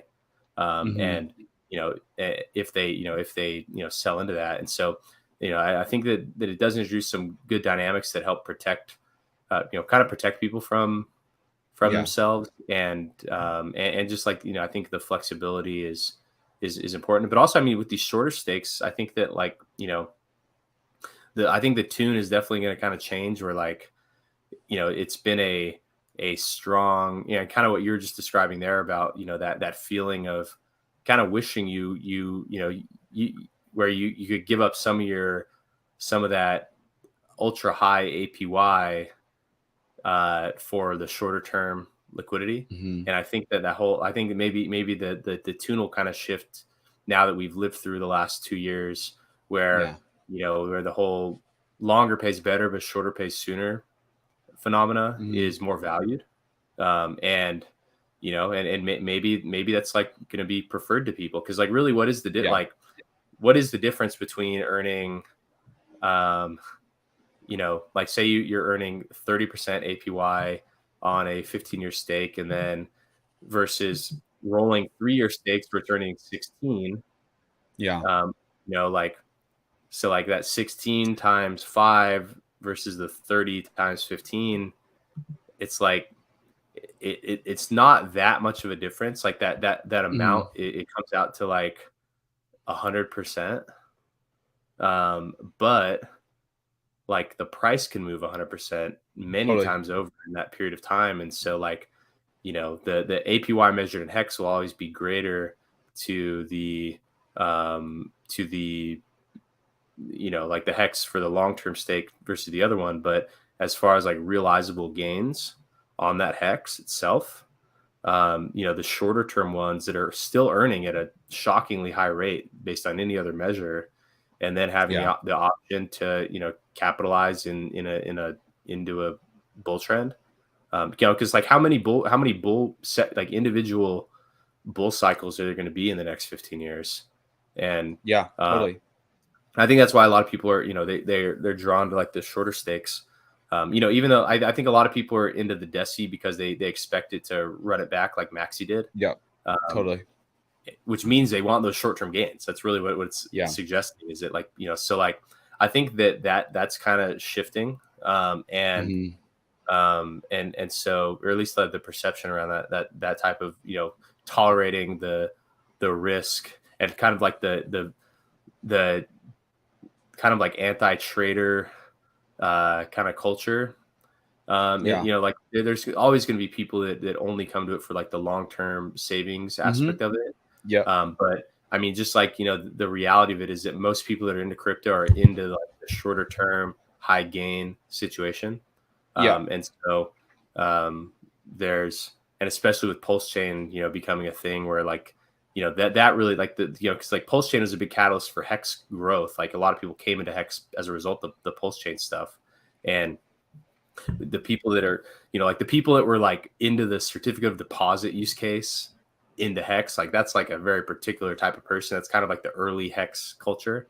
But then it's like new crop from like the class of 2021, where, you know, and you see it with all these sacrifices and, you know, people kind of chasing pumps and like wanting, you know, like this kind of flurry of activity and these like kind of either, you know, like ours is like, you know, directly hex related, and, you know, Hedron is kind of hex adjacent, but then like the other stuff is like not related in any bit at all.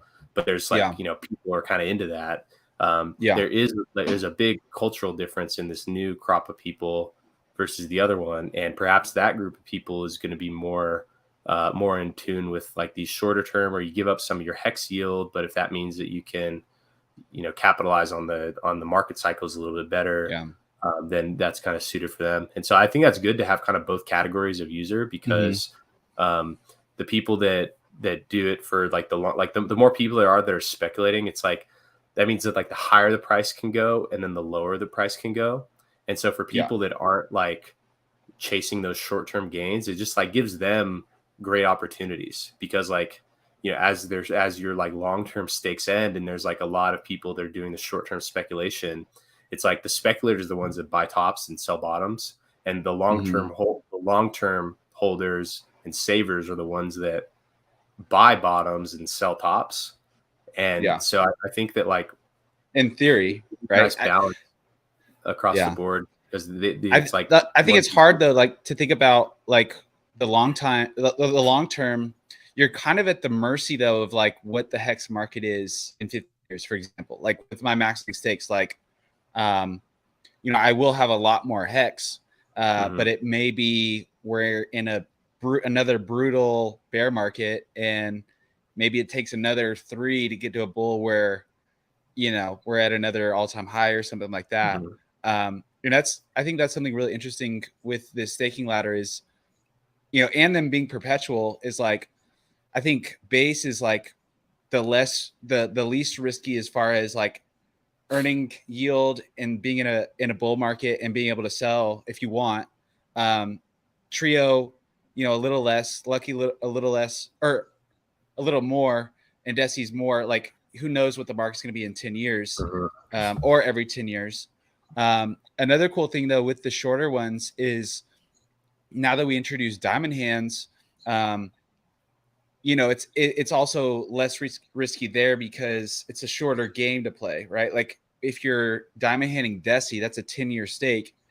Base is a 1-year stake. So every year, you know, you could be locking in and just earning, you know, and maybe we hit a bull market in the next 2 years, 3 years, and you've been earning amplified hex yield every year, right? And if you join team, you're earning hex and you can stake it in. I don't know. I feel like we've created a cyclone of like just wealth growth that if people play it right, leveraging the tools to, you know, be getting hex whenever you want it. It's very powerful, I think. Yeah. Looks like we got some. Do you want to go through the chat? Mystery says, so thankful how the perpetual pool is launching when hex is over 90% off its all-time high. Yeah. Oh yeah. That's like quite the blessing. You know, there's like huge opportunity for new people because, you know, now you can that's how you can amplify your gains. You know, had these started at when the price was 25 cents, for instance, then it would require, like, for people that are getting started, it would require them, they'd just be getting way less hex to start with. And so if you start with less, then the earnings that you get are going to be less. And so now that the price is lower for new people who are joining, that's like a huge advantage. And I'm grateful that we're like, you know, because by now it's like the hex all-time price was like a year and a week ago. It was like September 9th. So we've been a year into a serious bear market, and you know, what better time to start your like measured APY from? Oh, Johnny, he says, no matter what you build, Brian, everything has emerging properties and unforeseen circumstances. You never know how people are going to utilize the tools. Okay, yeah, that's very true. That, you know, there are things that only become clear after they happen, and that's a really good point. And then I think that the market and just participants just react to it, and then that's kind of what leads to the next thing that happens. Yeah. and he notes that share rate doubles every 2.5 years. So yeah, so even, kind of what we were describing, there was that, because like the share rate has, more than doubled, but that was because between November 18th and November 20th, the share rate went from 11,000 to 16,000 in a single day. And then the percent growth, it definitely ratchets up, because like the share rate ratchets up as the largest stake ends. Like that's like the maximum, like to account for those ones not to be able to repeat the stake and earn the same amount. They do ratchet up. There is a point where it does level. Crispy Man's Hex Firesite, I talked to him a lot about just all that data, and because as we're trying to figure out about these, like what happens as these perpetuals roll forward, that the share rate in 10 years from now is important, right? And so he actually gave me some really good insight onto what happens as we reach the tail end of these, where like basically like the same percent gain that Big Payday caused, like 40, because it was about 40%. It's like once we're at like the 60% mark of like between now and 15 years, there's a point where the share rate, like where you can't possibly repeat your stake and get the same amount of T-shares. And so the T-shares do kind of become like they grow in that fashion, but then there is a point where you can't possibly earn the same amount. And so the T-share rate, I think, may taper off. And we'll have to do a lot more analysis on that, but like there's a point where they become really deflationary. And that's, I think, really, that'll probably be a really healthy time for the hex economy in general, because like, once like that, like there's not like a massive advantage to the people that got in the first year. It kind of normalizes it and makes it even more attractive for new buyers. And so I think that we could see like kind of like a really strong price action as a result of that, but that'll be in like 8 years from now or so. Katie says, cannot credit, very true. Old Chunk of Coal says, without Hex, you wouldn't be having any of these conversations about your tokens. Getting tired of hearing how your dad can beat up my dad. What are you talking about? We have the same dad here. It's like, we are helping our dad cut their costs. What are you talking about, dude? We're paying for our dad's bills. Yeah. Buy some more to fill the gaps, Gokey. Oh yeah, that's.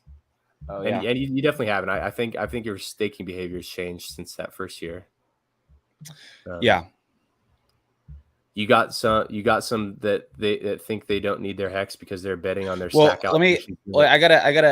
I gotta say, so what I was talking about is, well, first off, I didn't know about I like Brian or Dipcatcher got me in very early into Hex, and I staked it and I forgot about it for like a year. It wasn't until like a year around I got Staker app and saw how it was doing that I actually, got more involved and started actually buying Hex again. So since then I've definitely, but I mean, that was already, halfway to, the 10,000X. So it's like one of those things again, like to your other point, Johnny was like, you don't know until a lot of things you don't know until you launch, and just how people were learning their staking strategies. I think a lot of things about just how Hex works has been learned too. So all good stuff though. He says, you got some that think they don't need their Hex because they're betting on their SAC allocation doing 10,000X. Probably not a good play. It is a different animal and doesn't have the same feature. Yeah. And also like the more people that think that something's going to happen, the less likely it's going to happen, because like the reason Hex went 10,000X is because there's maybe a couple hundred people. There's really only a couple hundred people that really captured that move. And many of them were surprised. Even the people that captured that move were very surprised. And so like, that's like, because the price only goes up when like people then later on figure it out. But like, because there's so many people, and something that really, really stuck with me, and literally I think about this all the time. When Gokey, when you and I did that Twitter space out one time, and I forgot who it was, but there's a woman who got up there and she was like literally in tears of joy thinking about, oh, I can't wait to cash out. I can't wait to be rich. I can't wait to cash out. And like just something about like that really high expectation of massive performance, like all the really high performing things. Cause like Hex is one of the really high performing things I've been a part of in crypto.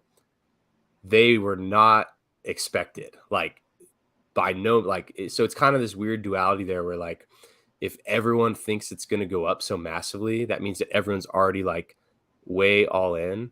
And so I think that I don't agree with that. I don't agree with that. Why? Because I think what we're going through right now is a lot of people are doubting. A lot of people are jumping ship from Hex. I mean, there's obviously a lot of people that believe in it long term and they're staked. You know, look at that. Well, I'm talking about PulseChain here. I'm talking about like the SAC allocation doing 10,000. Oh, I thought you were talking about Hex. No. Yeah. Like, yeah. I think that that's what gives Hex energy, is that there still is a lot of doubt, a lot of people like, you know, looking for like the next shiny object, you know, kind of like, and so that is very, but because there are so many people that sacrificed, and like, because everyone like thinks it's going to go straight up 10,000x. I think that could mean that it takes, you know, I think it absolutely can achieve 10,000x, but I think it's gonna be a lot harder of a ride than what a lot of people are expecting. You don't think that drives more people to, like, that excitement doesn't drive more people to buy? Well, the thing that allows the high multiples to happen is a big change in where, because like in Hex, the reason it went so high, there was one buyer that really drove the price up. Like a lot of that 10,000x is the God whale. Like, and that's like a hard situation to recreate, where you have something where there's just like a couple hundred or a couple thousand people with not very much money that they put into it. And then in April of 2020, someone who just has billions of dollars of ETH from the ETH launch just fucking apes and then stakes. Like that is like that accounts for, because like most of the 10,000x, it's measured off of that very low price. Like the actual, you know, if you even measure just like the average over the first 2 months, that's not 10,000x. It's like if you measure the bottom wick from where that one guy who built that competitor Wise, when he early end staked and sold like 200 million hex right out the gate, that's like where the 10,000x is measured from. That's quoted. And so like they're really what, like most of the move came really from one buyer that took us from like those very low levels and then to those higher, you know, that mid level that was all of 2020. And then like the class of 2021 is the one that really took it up to that, where like that, you know, because like 50 cents divided by 0.000001, that's like the 10,000x. But the gain that most people actually, because barely anyone actually bought that very bottom, you know, like one person bought that very bottom. So the like, and so that's what I mean, is that like the high performers in general in any asset are like the non-consensus things, because you go from something being obscure and not very much, you know, not worth much, low, you know, very high risk, not a lot of demand, to then suddenly having lots of demand.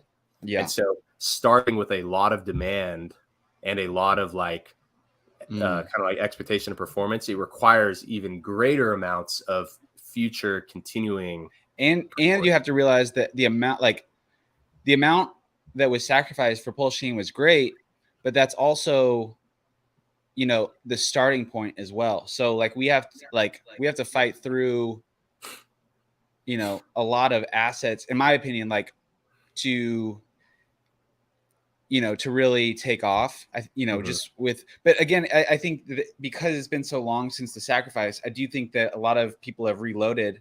But so it's going to be a balance, right? Like that's why I think it's just going to be so crazy with that price discovery, because there are a lot of factors with people that got into PulseX, but not PulseChain, and a lot of people that, you know, sacrificed for PulseChain and have had a year to grow their assets even more to deploy to buy, you know, these coins. But it's crazy. Yeah. I mean, you know, and you know, unpredictable things can happen, you know, like, And I see. I wonder what's going to be the top performing thing on PulseChain, because like in Richard's words, he's described in the past that like ETH is the dumb pipe, and that the value accrues at the like application layer. In the sand, the way he's compared it to is like Amazon is rich, UPS isn't rich. You know, UPS is like part of the critical infrastructure of Amazon, but the value accrues at Amazon. And that's what, you know, he'd compared where like the value accrues at Hex and not at ETH. I think it's gonna be PulseX. I think PulseX is gonna be the biggest. Yeah. But again, see, there's a balance there, because I think a lot more people got into PulseX, like finally heard about it, got into PulseX, but they didn't get in PulseChain. So those people are very PulseX heavy. So maybe that balances out the drive from Pulse to PulseX. Like between those two is gonna be really interesting. But yeah, overall, I think like, you're right. I did more in the PulseX one because I felt like I did too little on the PulseChain. Yeah. Now I don't feel that way anymore. Now I feel actually very calm and confident about my allocation there. But I was kind of in that same boat where like I kind of had some regret, and then I FOMO'd more into PulseX, and just a lot more people had heard about it by then, and the timing was a little different. And well, so let me ask you this: what's going to be the impact? So all these pools that are ETH pools now having Pulse. Well, I don't understand with just like the ratio that's going to happen, how much impact like all of those swaps, like people swapping from like Aave or DAI or whatever, not DAI, like Aave, some coin that's like might not have support, swapping to Pulse to get in a, you know, higher appreciating asset. Do you think the effect with those LP pools going very like extracting the Pulse and I mean, I think it's gonna destroy those values, but like, do you think it'll have a huge impact on Pulse price? So like I don't know, because that does absorb Pulse, like people like, because that Pulse could otherwise be being sold. And maybe it's kind of a benefit there's not like a direct on ramp, because an on ramp also means an off ramp. And so like people competing for the existing Pulse to get rid of their coins that are probably not going to be supported, like that can, but like but they also could be dumping that too. Needs to be like a buyer, like someone who has the Pulse that is swapping it to trading you. And if there's like that, and so that could dry up very quickly. And like, that's what it means for something to go to zero, is that there's like not a bid. And so if there's not a bid for, you know, someone with PLS to then buy the, you know, whatever coin isn't going to be supported, then like, you know, there's not going to be a lot of trading volume. Maybe a couple people will be able to capture that. But you know, that the Pulse, you know, like I don't think something with no value bidding on Pulse increases the value of Pulse, because like the value of Pulse goes up when things of value are bidding on Pulse. So like Hex bidding on Pulse can inject value, because what about people like spot swapping like Aave or whatever for Pulse? That doesn't have any impact. Well, if the Aave, it's like the copy of Aave on Pulse is valuable, then yes. But if the copy of Aave is not, because maybe they don't support it, maybe they, you know, they have admin keys that they're not going to like allow for it. If it, you know, and depending, you know, because if you think about it,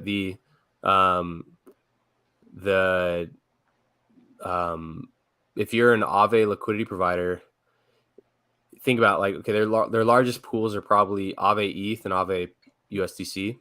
Yeah. If USDC doesn't retain much value, or if Circle shuts it off, then that liquidity pool on Pulse is wrecked. And then with the whole like price fixer bot thing that basically like prints PLS and then buys up the coin. So in that case, there's like printed so the liquidity providers in that Aave ETH pair, when the copy happens, their liquidity pool composition is now where they actually have a bunch of PLS. So that's actually one way to get PLS to contribute to an ETH backed pool. And then apparently those coins that the amount of Pulse in that pool though isn't that much. right? Because it's becoming like the ratio that ETH is going to get, or is there more? Wait, no, how would that work? It's like the same copy. So like so whatever the ratio, it's like 1 ETH is worth 10,000 Pulse. Yeah. Then all the ETH in that pool is converted into Pulse at that 10,000 rate, and then so let's say there was 100, like a pool. Let's say there was a pool with 100 ETH on Ethereum. What would that? How much Pulse would be in that pool on PulseChain? So 100 times 10,000, so 1 million. Okay. Plus the whatever amount is required for the OA to take possession of all those tokens, because they print PLS to even like, it's like the ETH is swapped out and then the PLS is printed to basically take possession of all those coins, and then those coins are moved into PLS liquidity pools. That's my understanding of how that sequence is going to work. And so, yeah, I mean, I'm really not sure. Dude, one thing I just thought of, I don't think I've ever heard anyone think about this, but I mean, reality is a lot of people that are going to be airdrop tokens will likely just try to bridge out and lock in whatever they get. So if you think about those pools with a lot of ETH, those people will probably be swapping to Pulse and then bridging. So they're locking up Pulse and the bridge. That's interesting dynamic. So like when someone does that and they bridge, Pulse to Ethereum, what would they be bridging to? Ethereum, or like ETH, or what token? Or do you get to decide what token you bridge? I mean, there will probably be like because the bridge is working both ways, so it's probably gonna be like ePulse. Interesting. WePulse. Interesting. Yeah, that's I mean, I'm that's right. It's not. I always forget. I keep forgetting. I've had to like overcome how I thought about the bridge. I personally thought it was like a liquidity pool, and so like you bring one token to one side, and then you swap for like Ethereum, but it's not like that. It's like wrapping bridge in, and then the wrapped version. Interesting. So that could be honestly a crazy, along with the PulseChain and PulseX burns, like that lockup at the bridge could have some impact on supply, which might be price positive. Mm-hmm. That'd be interesting. I have no idea. Like, until it's live, I haven't, like, I'm probably not going to put too much thought into like trying to, because like anything could change between now and then. And it kind of doesn't make too much sense to start forming your opinions and like influencing yourself. Well, I think it's important to like think through how things work.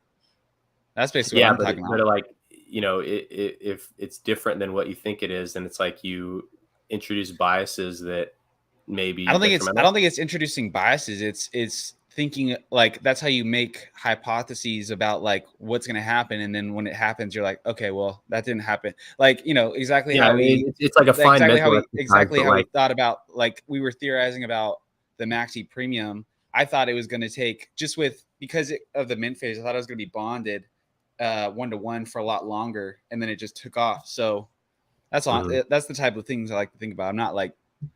Mm-hmm. Yeah, like I'm not coming up with any plans for like what to do until it's like clear, like what the actual, because things could change. Absolutely, things could change. Because like, how do we know how the bridges are going to work? How do we there's the bridge is up. I know, but like, is that final with the changes they're having to make with like all the other stuff, and like, so kind of until it's like set in stone, that's probably when I'll start kind of being more serious about. I mean, because a lot of even the analysis that I've done so far is just based like, based on like the original information from like a year ago now. Well, like, it's funny to me. Like, it's funny to me on Twitter seeing people using testnet numbers as like an indication of like what's going to happen. I'm like, do not do that. That's a very bad strategy to be. I mean, like, I guess the burn numbers, but even those are like very inflated. Mm-hmm. Because it's not real money, guys. Like I remember when we launched MAXI and we did a V2 for test, and so and that was actually when PulseChain went to V2 too. So there was like no access to, the V1 of our test. And someone was literally in my Telegram for like 2 hours trying to like convince me that those tokens were going to be worth something on PulseChain, and like was like upset that like we didn't have access to it. I'm like, dude, those are not, they're like, Richard Hart is not going to turn all the test tokens into PRC20s. But yeah, it's a lot of game theory. It's really good.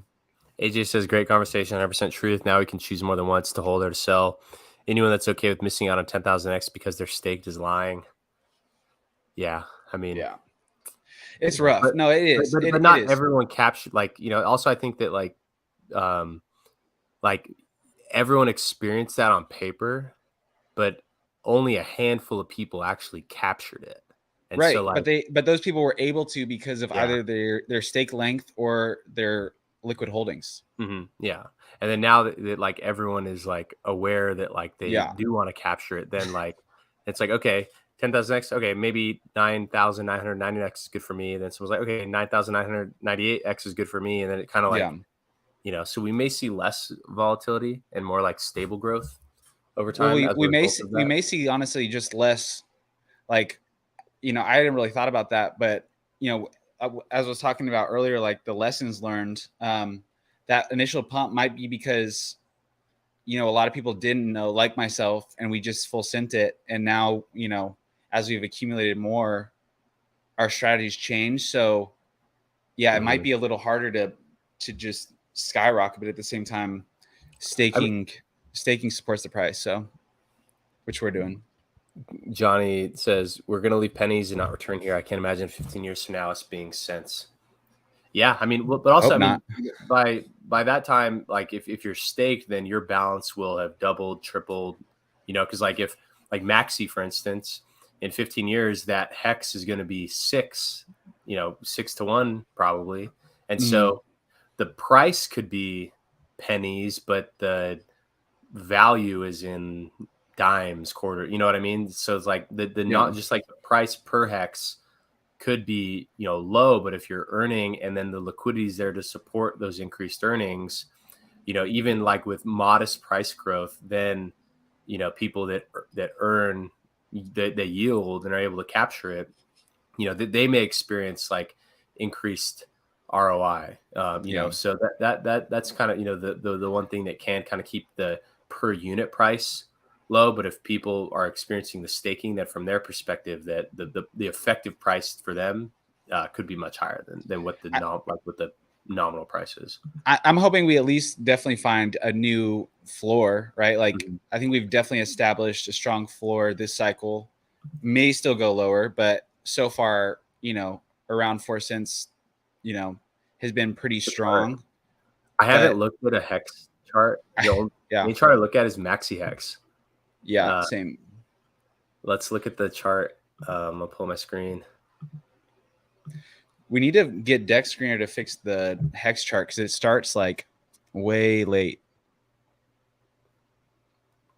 So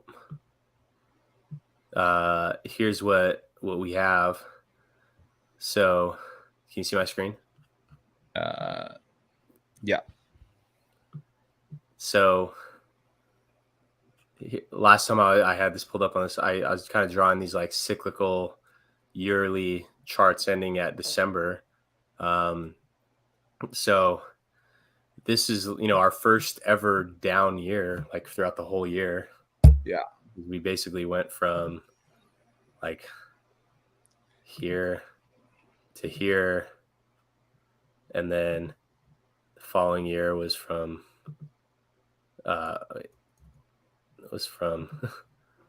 here to there. And then now we're experiencing a here to wherever we end up. Maybe, if we stay flat, we're like right there.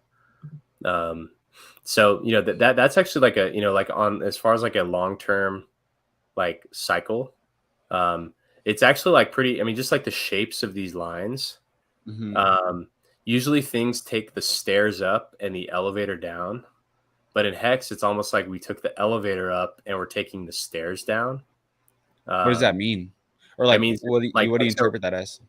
I think that what that means is that the, like, say, if we had moved from the 40 cent to the 4 cent in 1 month, that shows that like how urgent sellers were at those ranges. But because it took us almost a full year, or at least half a year, to go from to experience that 90% drop, that means that like the sellers aren't that urgent at that level. Whereas but it also might be the result from staking too, though, right? Like people, like the stock to flow, essentially, like when that Hex is coming out, so people are, it's like lengthened out when people can sell into bear market. Yeah. And so that helps kind of, that like structure, because like now to reclaim that, it's like, as the price creeps up, there still are waves of sellers that we have to fight through, but it's like we've already been fighting through. And so it's like they're like, I see what you're saying. Like all the people that bought up here, it's like we've already been fighting through them for months. And so as opposed to like, if price was to just nuke right away, and then like all those people who bought up here and then the price nuked, it's like now we're having to fight through them, but starting from a lower price. But since it's kind of been like a slower bleed, it's like we're absorbing a lot more of that. That's crazy. I hadn't thought about that. Like versus like if we had just dropped, then the seller, like we wouldn't have fought through this, like the stairs you're describing.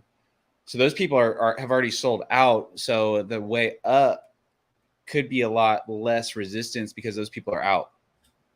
So there still are people that like bought here. Cause I mean, still like, say you bought into this dip at say just like for ease of, so like 16 cents here. Yeah. You're still down 75%. And like, even though you're not buying at the highs, it's like you're still, so the right. So the new buyer. Like so now our resistance is really the new buyers that maybe like are like just happy with breaking even or something too.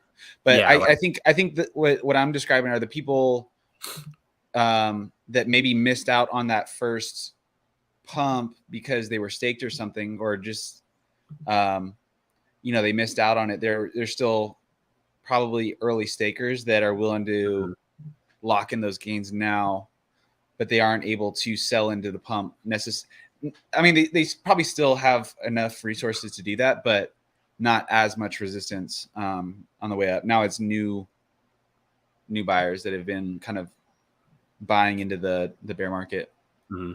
But also, I mean, what is kind of, not worrisome, but like there's not necessarily much, like, because price basically shot up last year from 1.3 cents to, and it only retested like 3.5. So it's like we only tested the level that we're at now once before. Yeah. Like, and then a drop from 3 cents to 145. That's like another 50% drop from here.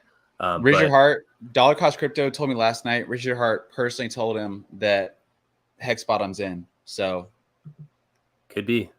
But what's great, do you remember when the OA? So if you followed the sacrifices, there was a lot of Bitcoin that was sacrificed, turned into OX Bitcoin, and then that was like there was like that big buy wall at I forgot how many cents, and that got eaten up. And so like perhaps there is another one, and even in the past, Richard has suggested, he's like, what happens if someone who has a bunch of USDC just decides to moon the price for laughs? Like that would be wild, as if like maybe leading up to PulseChain to kind of inject some energy into it. If like you know, because like it doesn't take that much money, like in Richard Hart's terms, to double the price, revisit all-time highs. But if it does, then I think what you were describing before is like those new buyers that have been buying, maybe bought at 16 cents would probably, if it just 2x or 3x the price on a spot buy, like that would get eaten up. I think we'd be back to where we are now. So it's got to be, it's got to be more gradual to break through that. But even just like the shape of the chart that we're experiencing now, it looks a lot like what like bottoms in Bitcoin have looked like early on, because like we're very early in our life. And so, like when you look at the, like, even in 2017, like this bottom here, oh wait, you can't, hold on. Let me change my screen sharing to,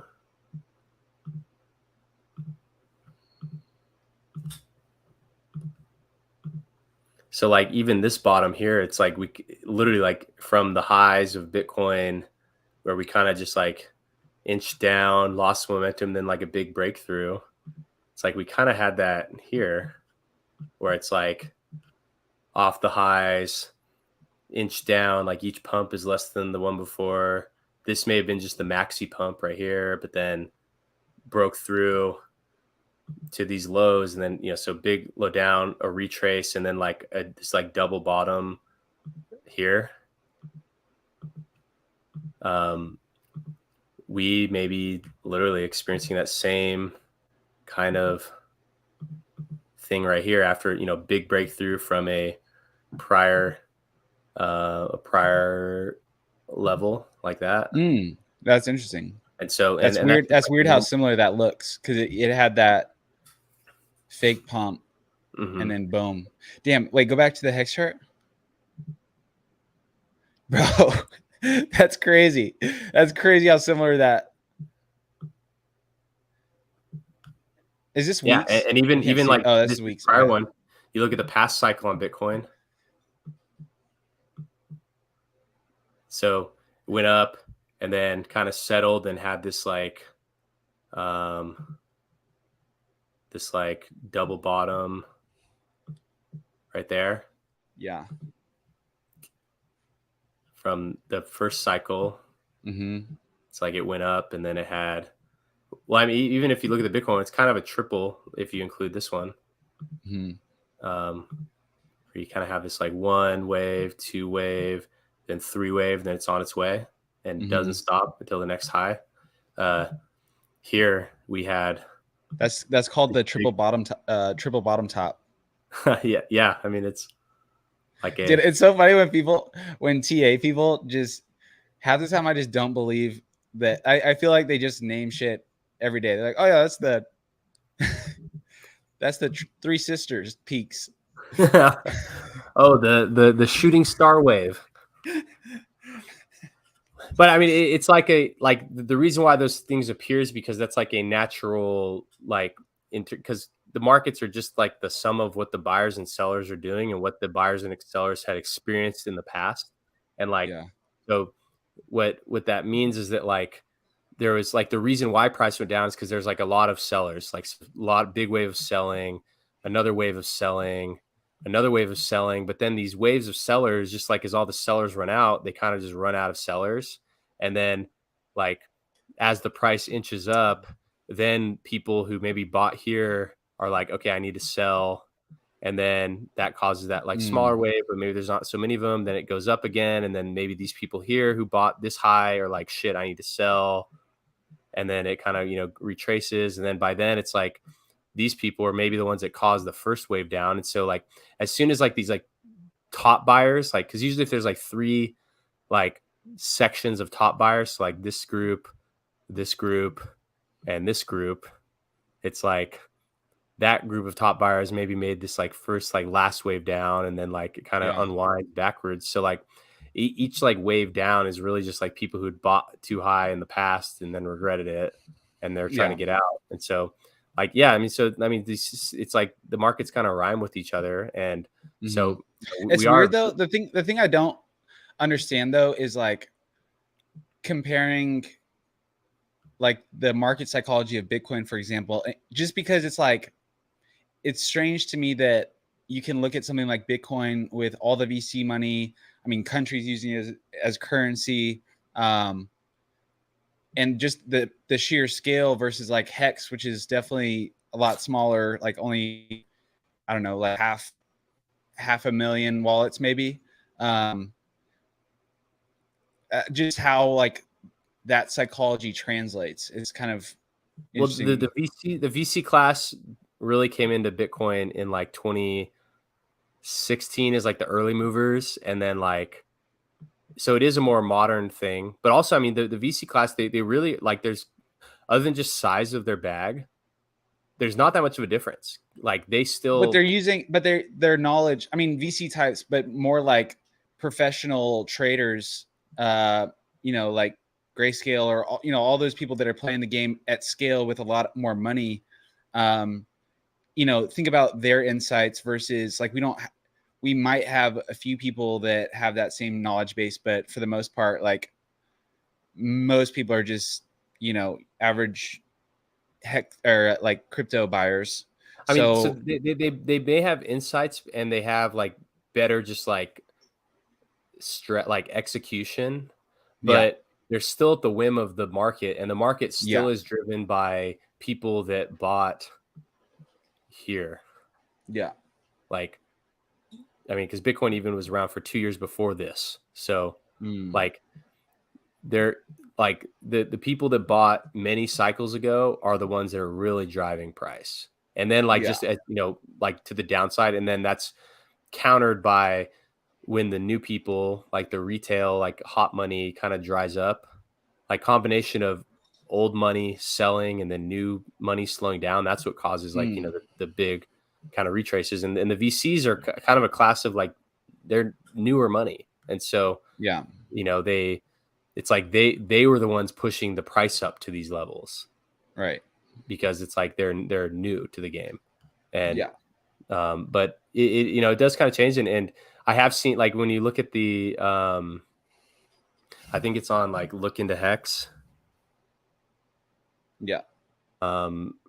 The like the shape of Hex versus Bitcoin here. The let's see, where's the Bitcoin? Where's the Bitcoin price chart? It should be right here. I don't know why it's not showing up. But like this, you know, it's like kind of gone through these like similar cycles in its early life. And you know, like, can you explain the stock to flow? Oh, after you said what? What were you saying? Can you explain the stock to flow section on this? Yeah. So stock to flow is the ratio of new inflation relative to existing like supply. So so with Hex, because it has like a constant inflation rate as a percent, the stock to flow in Hex actually should be flat.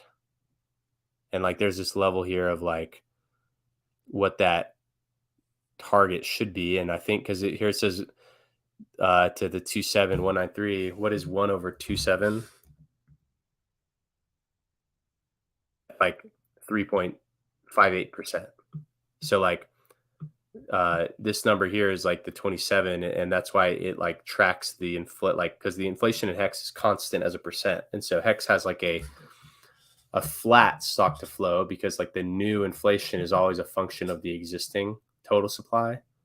And so Hex has a flat stock to flow ratio, whereas like Bitcoin, for instance, it has a decreasing stock to flow, or maybe increasing if stock is existing and flow is new. So Bitcoin's is increasing because the stock grows by a smaller amount every 4 years. Like right now it's at like 2%. Is that why is Hex being flat better than what Bitcoin does? Well, it's just different, right? I mean, like the halvening in Bitcoin is what introduces these kind of 4-year mega cycles, and where Hex does, like Hex on its own doesn't Hex, because Bitcoin is just like the largest market. It is it kind of sets the tone for a lot of crypto, and maybe that'll decrease over time. But like when you look at the halvenings when they happen, so the most recent one was May of 2020. The one before that was in like June of 16. And then before that, it was like, I want to say like November of 12. So like it has a big impact on these, and it introduces that big supply shock, kind of like jolts energy into the market, and at least these like boom and bust cycles. And in Hex, even though like the total inflation is constant, so like there's kind of less of those, there still are these supply shocks that come as a result of the big payday payouts, where like the liquids, even though like the total earnings that are like allocated each day is constant, the impact of like the year one stakes that had the ultra low price, so they had a lot of Hex, and then the ultra low share rate, so they had a lot of T shares, and they had a lot of the big payday payout. They're like, which can kind of echo like when we look at the Hex.vision chart on the end stakes. And if let's see if we can filter so let's look at just like open stakes. And we want to see, let's add a filter for start is between, let's say 0. Okay, so let's that to when was the big payday? We said it was 2020, 11,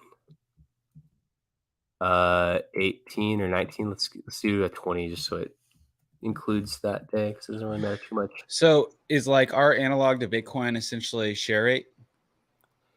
Our analog to that halvening is the sum of all of the stakes that got big payday payouts that end. So like in Bitcoin, there's a halvening every 4 years. But that won't happen. That won't end till. Oh, I guess with the shorter stakes, that's really interesting. But that period won't end for 15 years. You see this average.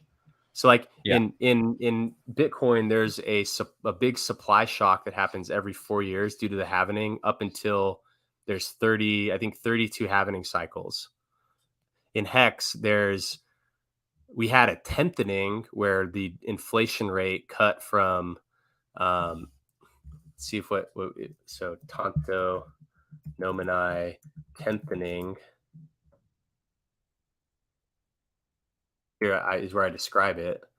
Like we had a tenthening from like the constant inflation from adoption amplifier to when it cut. And then there's this like inflation that's padded by these big payouts. And so we have this like where the like realized circulating supply inflation is a little bit greater than that because of the big payday inflation that's getting doled out over this period of time. And so it comes in these like 1 year spikes. So we had this like big tenthening from the inflation being really high in the first year to being much lower. And then maybe that's what, that happened here. Maybe that's why we saw this big run up. Like in addition to the PulseChain stuff, in addition to just the hype, like the annual, like the realized daily inflation was hugely decreased. And so that was like a big supply shock. And is that just a result of how people staked? They just did like yearly stakes from launch? No, it was the every day there was 512 million Hex being emitted to people in the adoption amplifier. And so as soon as that went away, now the inflation is only accounted for, because here it says here, constant 3.69% yearly inflation plus adoption amplifier inflation. And then, what period of time was the amplifier? Up until day 351. So it was a full year. Yeah, full year. That's right. Okay. And so then the inflation dramatically dropped by about a factor of 10. I called it the tenthening. When in Bitcoin, it's a halvening, you know, where it's like Bitcoin supply and it cuts in half every year and it dwindles away. Here I call it the tenthening because it was like a one-time tenthening. And then now the only supply shocks that we have are like these big stakes that were pre-big payday. That's what I tried to capture here in these like lines is like about, you know, where they concentrate around like year intervals. So where can you see that? Is that Hex.vision? Yeah, so that's what I pulled up right here. Like, so got it. See these? Yeah. Let's move the cumulative sum. And yeah, so that's here, even just to like focus in on it. This is like the moving average of them. So like they culminate around year end. So like, you know, like these ones right here, 11.24 for that big spike, 11.19, 11. So like every year, you know, there's like a big wave towards the end of the year and this right here. So these are stakes that started before November 20th of 2020, the big payday.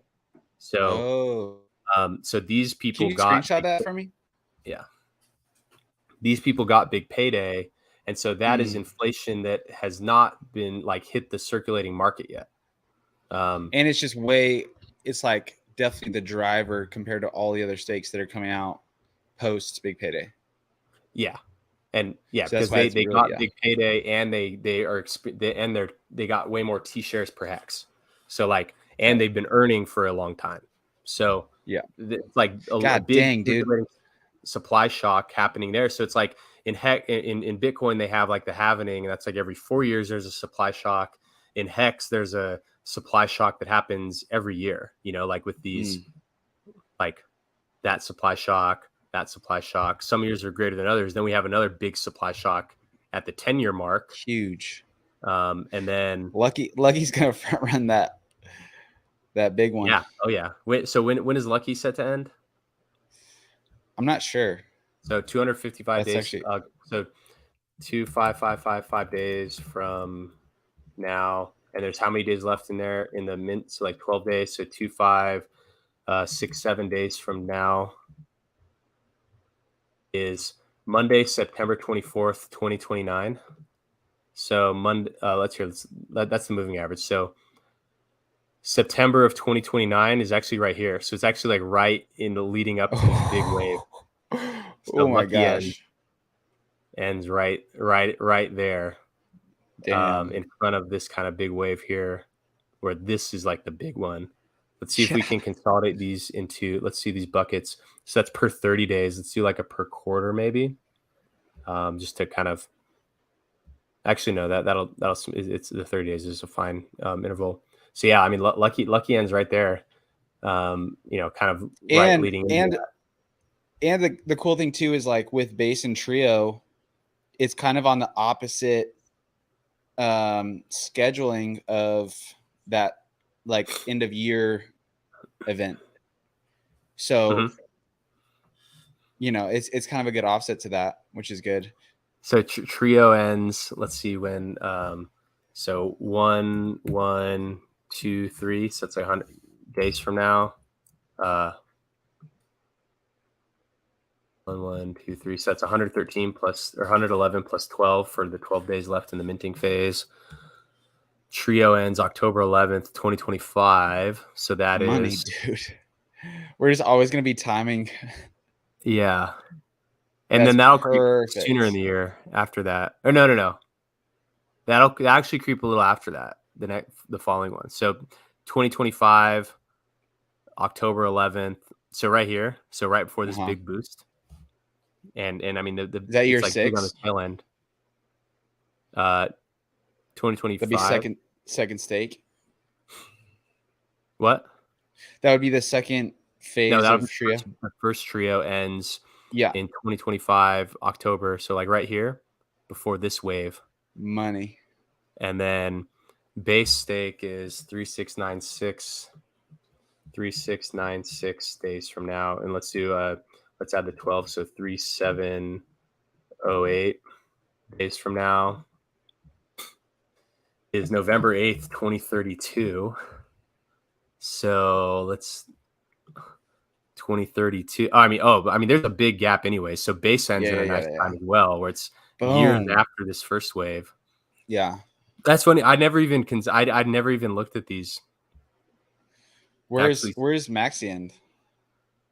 MAXI is July of 2037, which I'm not sure why it doesn't show up on. Oh, that's because these are only the stakes because the last max length stake from Big Payday. Big Payday. Yeah, so it's after, because these are the really big ones, and if we include, so here, dude, what does that look like after all the Big Payday stakes are done? It's like a reset on. Like, what does the event become then, though? After. Well, here, let's see. I'm gonna remove. So here, let me get a. So here, I don't like. Dude, MAXI. Oh my gosh, that's crazy. Here, let's do it. I'm taking a snapshot of this.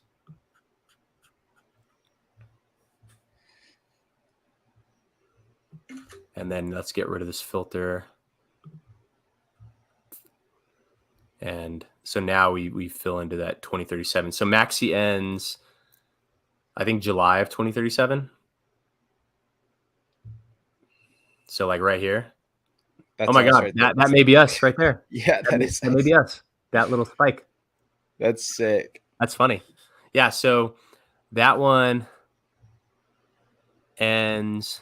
I mean, it's kind of hard to make sense of that one, but because that one is us. So that is, a couple months after. There's a bit, this big wave from April of here. Let's see, when did this stake start? So 5 days after. When did it start? May 1st, 2022. Yeah, is July 16th of 2037. So July of 20. So 7/37. So 7. Yeah. That's cool. Yeah. So that we got our own bump. But if you see like the floor from all these, we're like from where we had that filter before, because when the last max length ends here, it's like it immediately goes down in a big way. But yeah, and then this one I think there was like a big stake that happened. Remember when like Godwale did the billion. Yeah. That's probably what this accounts for. Let's hop to the comments and say what's up. OX Will says, I don't know, guys. I'm thinking I'll stick with my 0.01 APY from my JP Morgan Chase savings account. Dude, it's so crazy. It's so crazy the like world we live in with APY. I finally canceled this app that I had that was just like, I don't know, like automatically saving for me. And I looked at the account and it just was like so depressing. Like, it's so sad that so many people don't know about Hex and just crypto in general. I know. Luckily we do. Crypto Gang Club, what up, man? Dropping the M. Let's go. I coined the W's, the Wu-Tang Hex formation. That's a good one. Will perpetuals eventually become deflationary? They could be. GRC in the house. What's up, man? What's good, team? I feel like I'm part of the team. You are part of the team. Welcome. Coolest team in crypto. Fuck yeah, we are. Win Wrench. Dude, we can definitely make you a mod. I don't know how to do that through StreamYard. If you know how to do that, let me know. Wait, can you let's see. No. Per person. What does this do? Oh, that stars it. I don't know what that does. What's up, Blue? Making up words. Oh yeah, the 10th inning. Win Moon, win Lambo, win lunch, sir. Lunch is soon, man. I'm hungry. I haven't eaten. When ETH quad having dump fork. Dude, it's crazy that the merge is happening. I know. I hope it goes. This just like causes like the world to just collapse. I don't think it's that big, but that's what I asked in chat. Win Wrench GRC. You can have one too. Oh, you're talking about GRC, yeah. Matty on says, what's up, y'all? What's up, Matty? How you doing, man? Thanks for having me on yesterday, dude. Yeah, that was an awesome stream. So each big spike means there's going to be a big new supply of hex on the market. Yep. Yes. So that's what we're looking at. Which I would love to see a price chart overlay of that chart. That'd be really cool to see. In the background, listening. Thanks, guys. Hey, good to see you, Chris. Hope you're doing well, man. Yeah, I the one that had that imposter on that stream the other day. That Chris, you better not get on our stream, bro. We can't. Yeah, is this the real Chris or the fake Chris? We don't know. Oh, here's a good hexagon. I'm just glad I wasn't the one to click it. It was oh god, I thought you added it. I thought you added somebody, but it was your screen. No. Dude, we need some, honestly, this would be, I don't know if for like decentralized streaming, honestly having to sign to log in to a group stream would actually be a great use of signatures. That would be.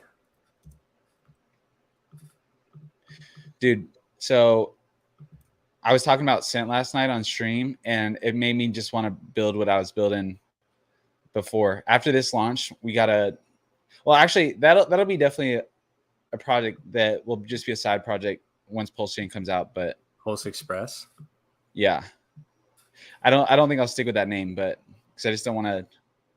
Oh, Pulse X. But yeah, we'll see. See if we can add the price. Is there a way to measure how much the price will go down with each big stake in today's value? I mean, that's really just a matter of like, are people going to sell at that time? I'm sure there's going to be obviously a large. Well, what's interesting, I mean, you compared this to the halvening, but really it's kind of the opposite. Like it's like a major supply shock, where the halvening is like a major opposite supply shock with how much hits the market.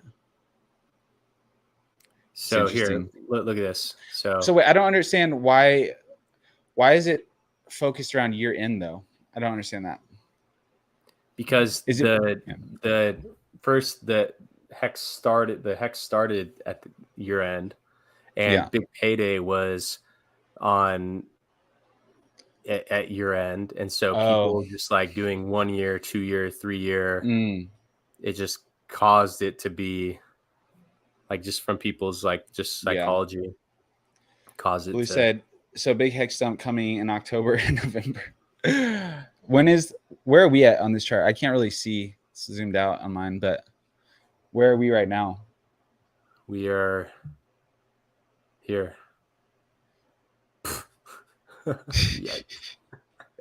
So it's a good time to stake hex. Yeah, but also, this is a good time for, now that I'm looking at this, as far as like, wait.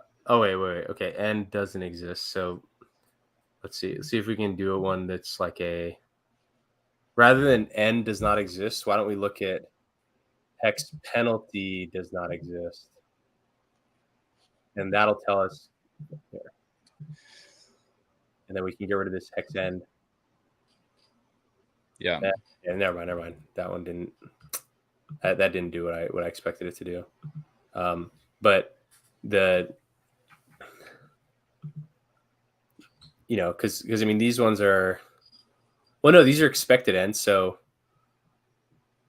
I guess that makes sense, because nothing could have. There weren't that many people that. Because if you started on this day, then like, because here's that day where there's like a lot of just like the 1 day. Yeah. Stakes, and then this like wave here, and they it makes sense that they got larger as time went on, because people did like 3 year stakes and stuff. But yeah, I mean, it's I downloaded this CSV, so here let's see what sense we can make of this. So if we have, let me pull up my screen. That's a cool filter to be able to see stakes that earn big. That's game changing. I didn't know that was on there. Let's share the screen to be the sum of open stakes. Okay, so here, so if we have, so days would be, so it's by 30. So stakes ending, let's see, let's just only start including where we're at like today. So 9-ish. So all of these ones, if they came before 2020 of November 11th, so how many days would that be? So 365 times about 2. So let's just say that like, so all of these stakes are at least 202 times. So let's do this one as like days served. So that's 2 times 365. Let's see. Why is this taking forever to load? Come on, numbers.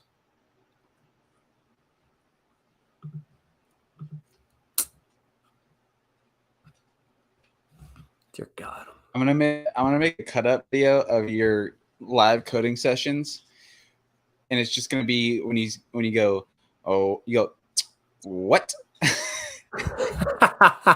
Like anytime you hit a red, you just go, oh, what? It's so funny.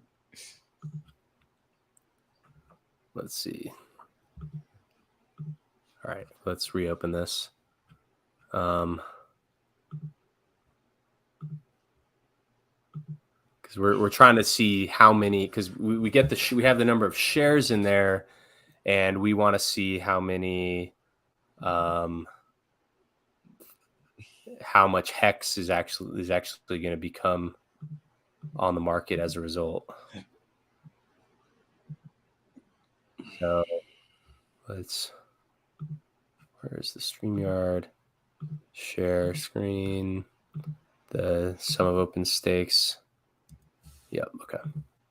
So starting at here, 925. So that is 365 times 2. Why is this doing this? What? Dear God.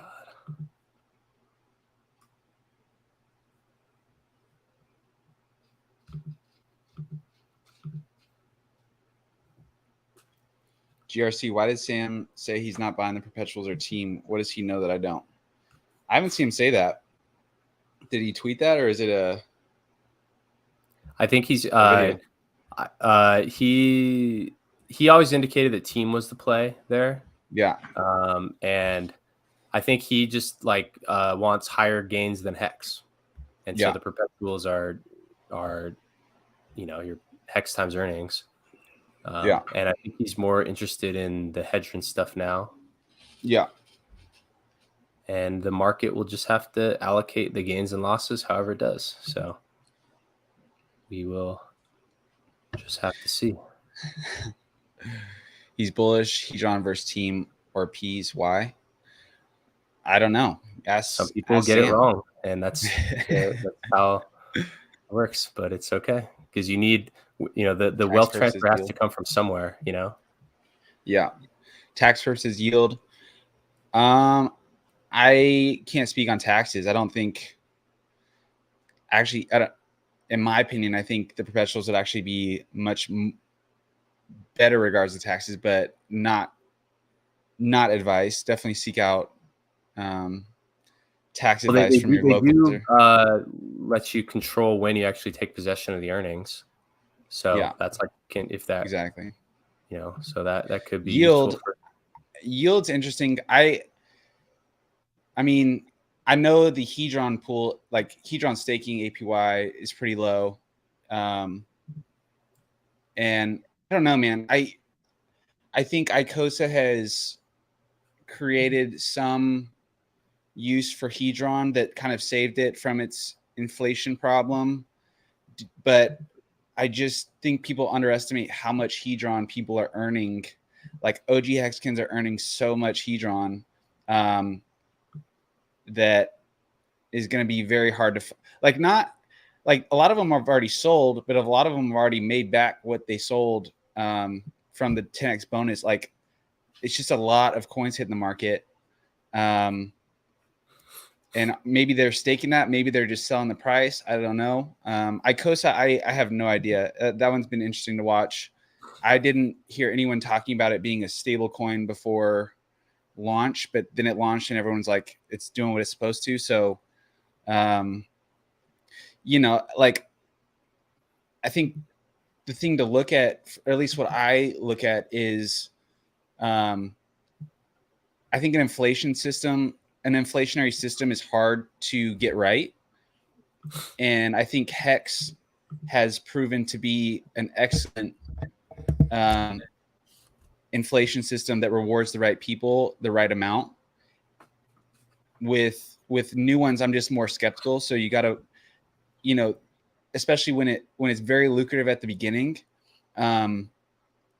it's just like, is that sustainable? I don't know. I don't have that answer, but I know a lot of people are willing to take that risk and hopping in. So, you know, it's everyone's decision to make. And I do have some, just how Icosa encourages people to sell their Hex stakes. While I think it's a net positive on Hex, obviously just with the amount of Hex that's getting locked up, you know, even in that marketplace for these HSIs, it's going to happen, this auction house or whatever, who holds the power to buy those stakes? OG Hexkins. They're the ones with the most hedron, the most power to buy these Hex stakes. And at the same time, so they're going to buy all the good ones. All the other ones are probably not even worth it. Like there's people max like staking like 50 Hex, 100 Hex, you know, even 1,000 Hex to get Icosa. No one's buying those. So those are kind of like dead in my mind. It's kind of a black hole on Hex. So again, net positive on Hex, but I think people are like, oh, I'm going to sell my Hex stake and then buy it back. I just don't think that's the case. Like the good ones, like new people that are just buying hedron, I think they overestimate their buying power in that marketplace to get the good Hex stakes. So I personally think it's just going to be like a big wealth transfer to the people that have the most hedron. And who is that, right? So again, like it's a new system, and those take time to really understand if they work, if they're beneficial. But as of right now, I think obviously Icosa has lucrative yield that a lot of people are chasing it. So we'll definitely see. You know, I'm not focused in like the next year. I'm focused on like the next 15, the next 10. And I just personally have a lot more faith in Hex. And I think, you know, I think Icosa needs like a constant stream of people, kind of how you describe, basically giving their HSIs to, you know, getting the free Icosa, but not free, because you have to part with your Hex that ultimately just gets, the ones that are feasible to end are going to get sold to the big Hex stakers. The ones that are infeasible are going to end up with people that won't be able to afford it. And I think is just like the reality around that sits in as people experience numerous cycles of that. You know, like I think that perhaps that's what drives the Icosa yield, is how many of these HSIs just get transferred. Totally.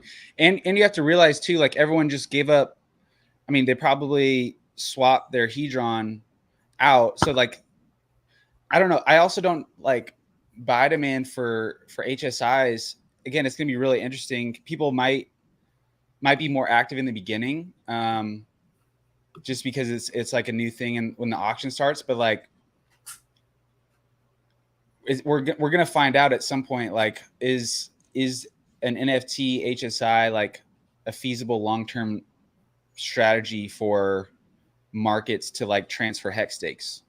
So far, I think there's been a few big ones, but overall, it's like, look at the volume of HSIs versus MAXI over the past couple months. Like we're just a lot more efficient in regards to liquidity. And that's, you know, that's pretty much the only thing that HSIs offer. It's just like a less efficient liquidity option. They do have the lending piece, which no one uses yet, but you know, it's because the 90-day period, like what do you need to take in advance on if you have to pay it back in 90 days? Like it should be like the whole term of the stake should be the payback period. I wonder why that. Very true. You know, maybe there's something I don't know. I didn't actually know that. Yeah. So you have to pay it back in 90 days. Mm-hmm. What would you need a 90-day loan for? Yeah, I don't know. Yeah, but the thing with the leverage piece is like, very soon. I mean, people are going to be forking. There's a fork of Aave coming to PulseChain, so you know you'll be able to if enough people provide liquidity on that or whatever. But you know, you'll be able to take collateral on our assets and or collateralize our assets. But yeah, good question. I'd love to hear. I haven't heard him talk on. I was on with him and GRC the other day, and but yeah, I mean, maybe I don't know what he has said since then. Why buy it when it's 1-to-1 with MAXI and Hex respectively for minting still? Why buy Team? I'm assuming. I wouldn't advise anyone to buy Team right now on the market. This is something we, you know, learned from the launch of MAXI during these mint phases. It's just better to get the 1-to-1 rate. A lot of people thought they were like getting a better deal, ended up getting a worse rate than 1-to-1. So it's like, you know, it's the best, and it's probably cheaper too, but yeah, Hedron is a bubble until HS guys go on sale and they're likely overpriced. Right. Like, this is a question I've asked since HSIs have been invented.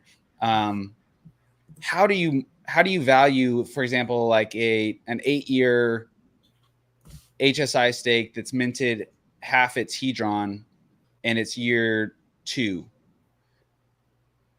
Like, so it's just a very, like, I call it market inefficiency, because it's like, to get the buyer and the seller to agree on a price, what are you comparing that to? It's like such a unique asset. And what I've said is like, maybe in that inefficiency, there's like more opportunity, because no one really knows how to value that. So like whatever they're willing to take, you can get it for, which maybe you think it's a discount, maybe they think it's a premium, maybe you get that, but like, I don't know. It's an interesting game. Are Team and the P's more of a security than Hedron HSI stakes? No. Team and the P's more of a security? No, I wouldn't say so. I mean, everything we launch is a trustless smart contract. Everything starts at 0. We launch these things and it's just you interacting with the contract, and we don't have any, you know, there's no middleman, no expectations from the work of others. What happens, happens. So neither is a security. Thoughts on Coast's fiat on-ramp, off-ramp, any stable? So I was actually talking about this earlier on stream. The products I'm most skeptical to use are on-ramps and off-ramps. And number 2 would be a bridge. On-ramps and off-ramps, for me, what I consider is like, look at the resources that like Coinbase, Kraken, these huge companies, what it takes to really run and be able to have the legal resources to like run that. Personally, that's what I think about. Like, do I think this person has the resources to support this exchange?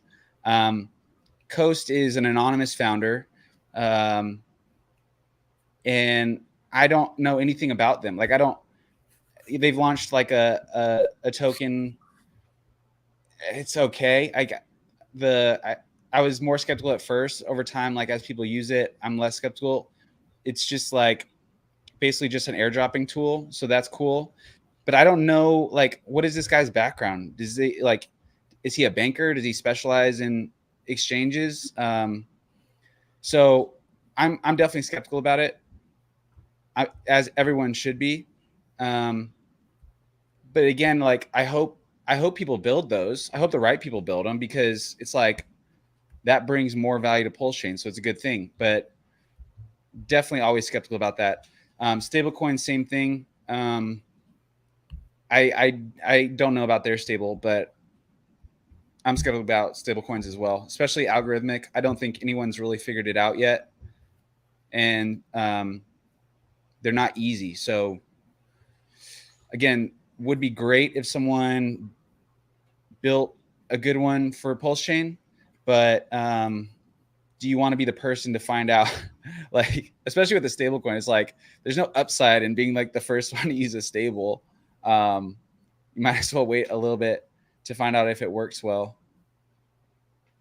So those are my thoughts. What are your thoughts on and off ramps and stablecoins? I mean, I'd rather be on an on ramp that provides like a big growth catalyst, like someone where there's millions of people already.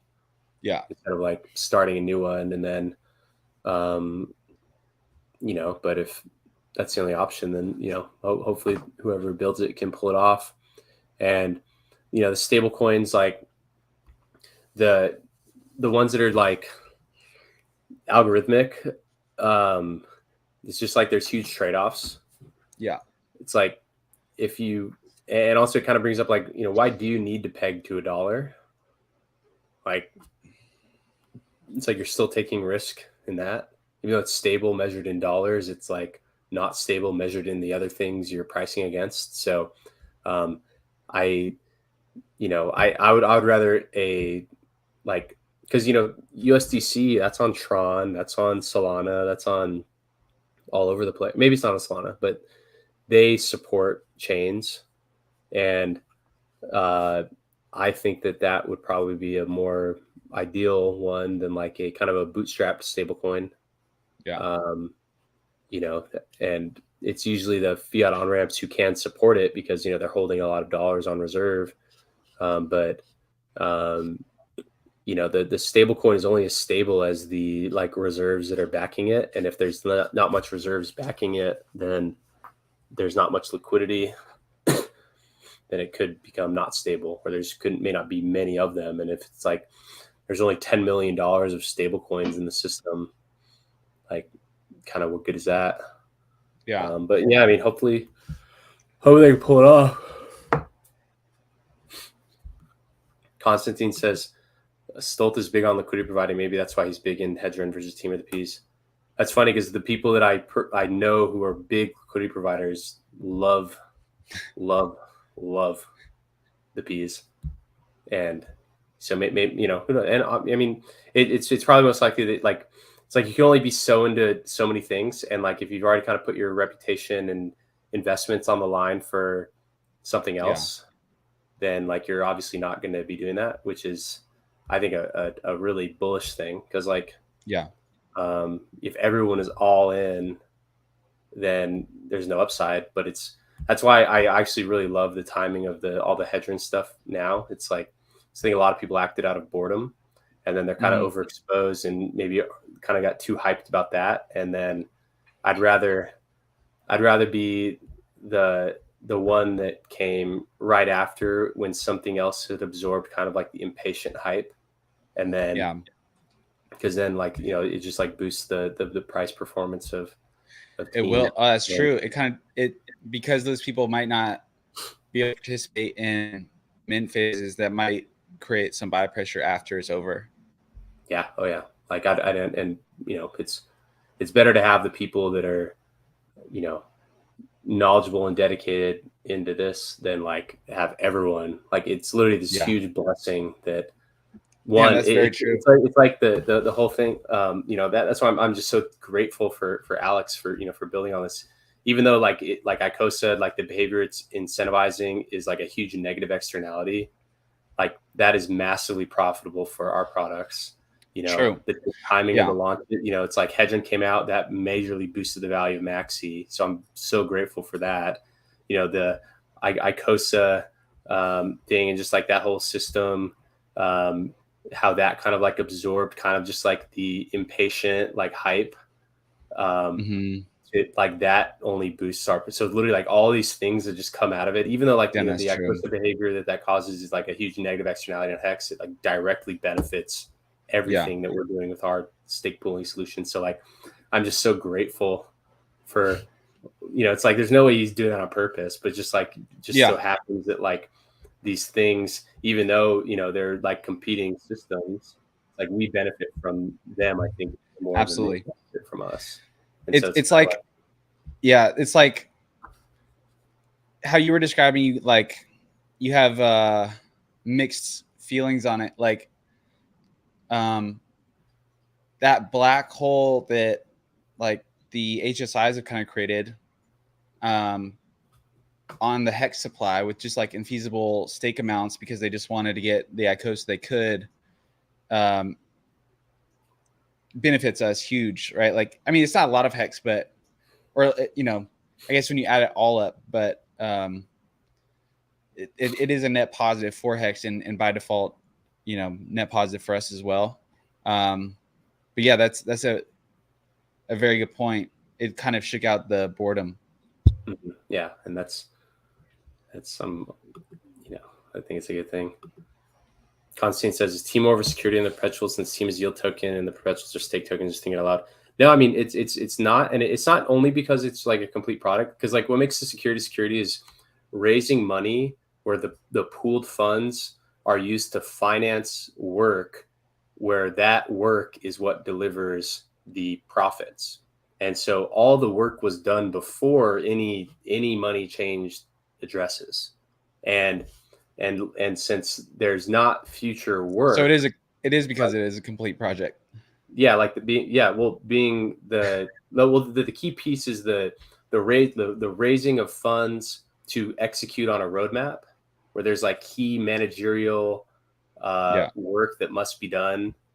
So that's like because the Howey test has to hit all pieces of it, and so like because there's no raising money for like where that is what finances the key work to be done. You know, that's where it's really not like, but buying or minting team is like, it's more like buying an API. It's like buying an API key. So like where the API key lets you do something, and the thing that you can do is you can redeem tokens. And so it's not like you're funding a business. Like you're not by minting team, you're not investing in a business. You know, it's the way that DAOs are actually, a lawyer that we know very well, he pointed me to some resources that indicate that DAOs are more like general partnerships, and general partnerships fall outside of the security stuff because, you know, you're joining the team, you're part of it, you know, your work is what produces the gains and people share in upside. It's not like you're investing in a business. It's like you're joining a club or joining a partnership. So that's more what it is. Small HSIs are a pleb arb opportunity. Not really, because so long as they can find a buyer, because if they're small, then they won't be feasible to end. So whoever ends up with them at the end is in a bad place. So perhaps, but you know, the small ones are just going to have a hard time finding a buyer.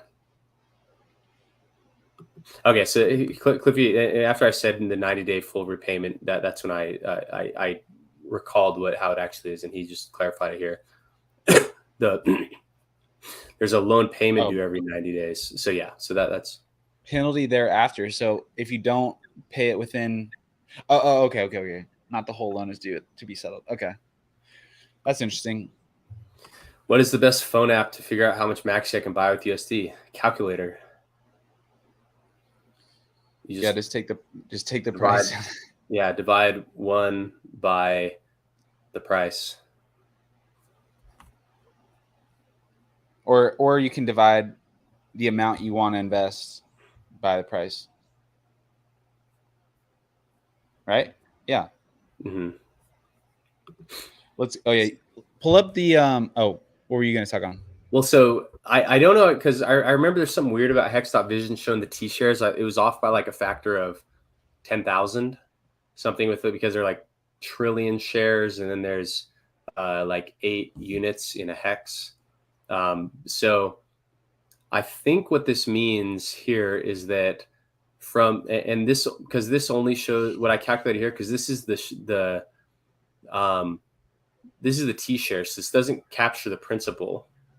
But like, so maybe add like another, I wouldn't know how much to add, but like another big chunk for principal. But like, so this right here is the amount of hex yield that is coming liquid in each month, from the pre-big payday. So that is like,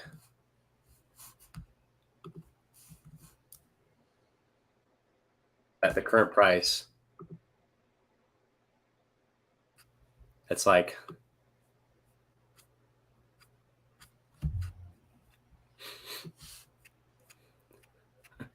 kind of a shocking amount. Like $11 million of hex yield coming out from pre-big payday stakers, where this is only their yield. And you see how it kind of it can go up and go down. And so if we do, let's do a chart.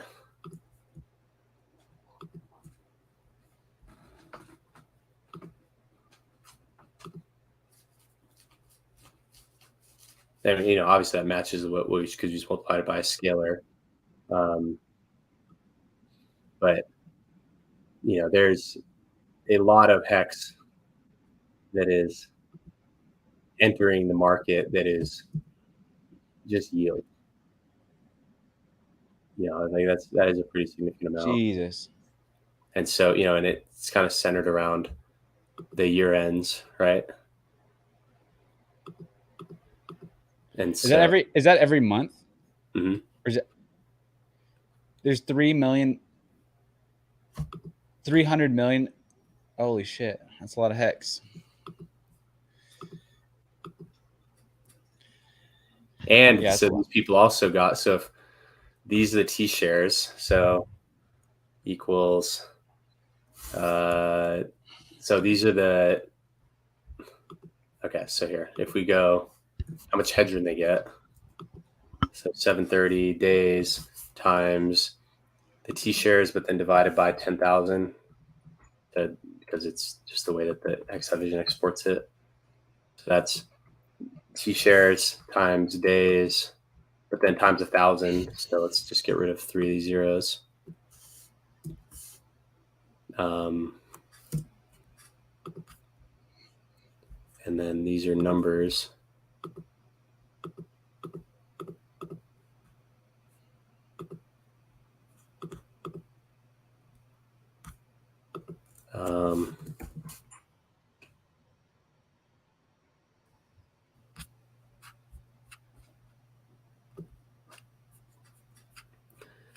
So let's see if we got that right. Oh no, times, and then times 10. That's what I was trying to do here. So shares times days. So to date, these users have got, if all these people did their 10x bonus, which not everyone did, but like the maximum, like assuming everyone did the 10x bonus, that's like 546 billion. But also a lot of it has been already redeemed by now, But like in total, like to date, had these stakes just like not already claimed some, because a lot of people have claimed, however many days of yield there were. From, and then that's even, because a lot of them started before then, but roughly that's like million, it's like 546 billion hedger in this. So let's see, equals, what's the hedger price times 0.12345. I think it was like 33 today.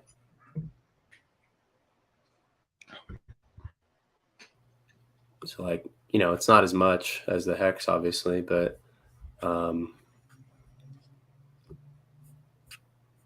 but it's like these pre-big payday stakers get a lot of this stuff. you know, a lot of the hex inflation and a lot of the hedgerin. So it's, and I don't even think and I didn't even count big payday in this amount of hex too. Oh shit. Yeah. These are big numbers here. But you know, that's spread out over thousands of people. Yeah. But yeah. So there's a lot of hex entering the market, the price hex. Well, I mean, it comes down to how many people restake, you know, because, you know, if you were those people whose stakes are ending now, you also may have had a lot that already ended. So, and that, you know, accounts for some of the hex price going down. But yeah, I mean, if there's no new buyers, then certainly it goes down if those people are selling. But it really comes down to what they do with those coins. And, you know, it's like, I wonder how much sell pressure we already do absorb from just like existing big stakers.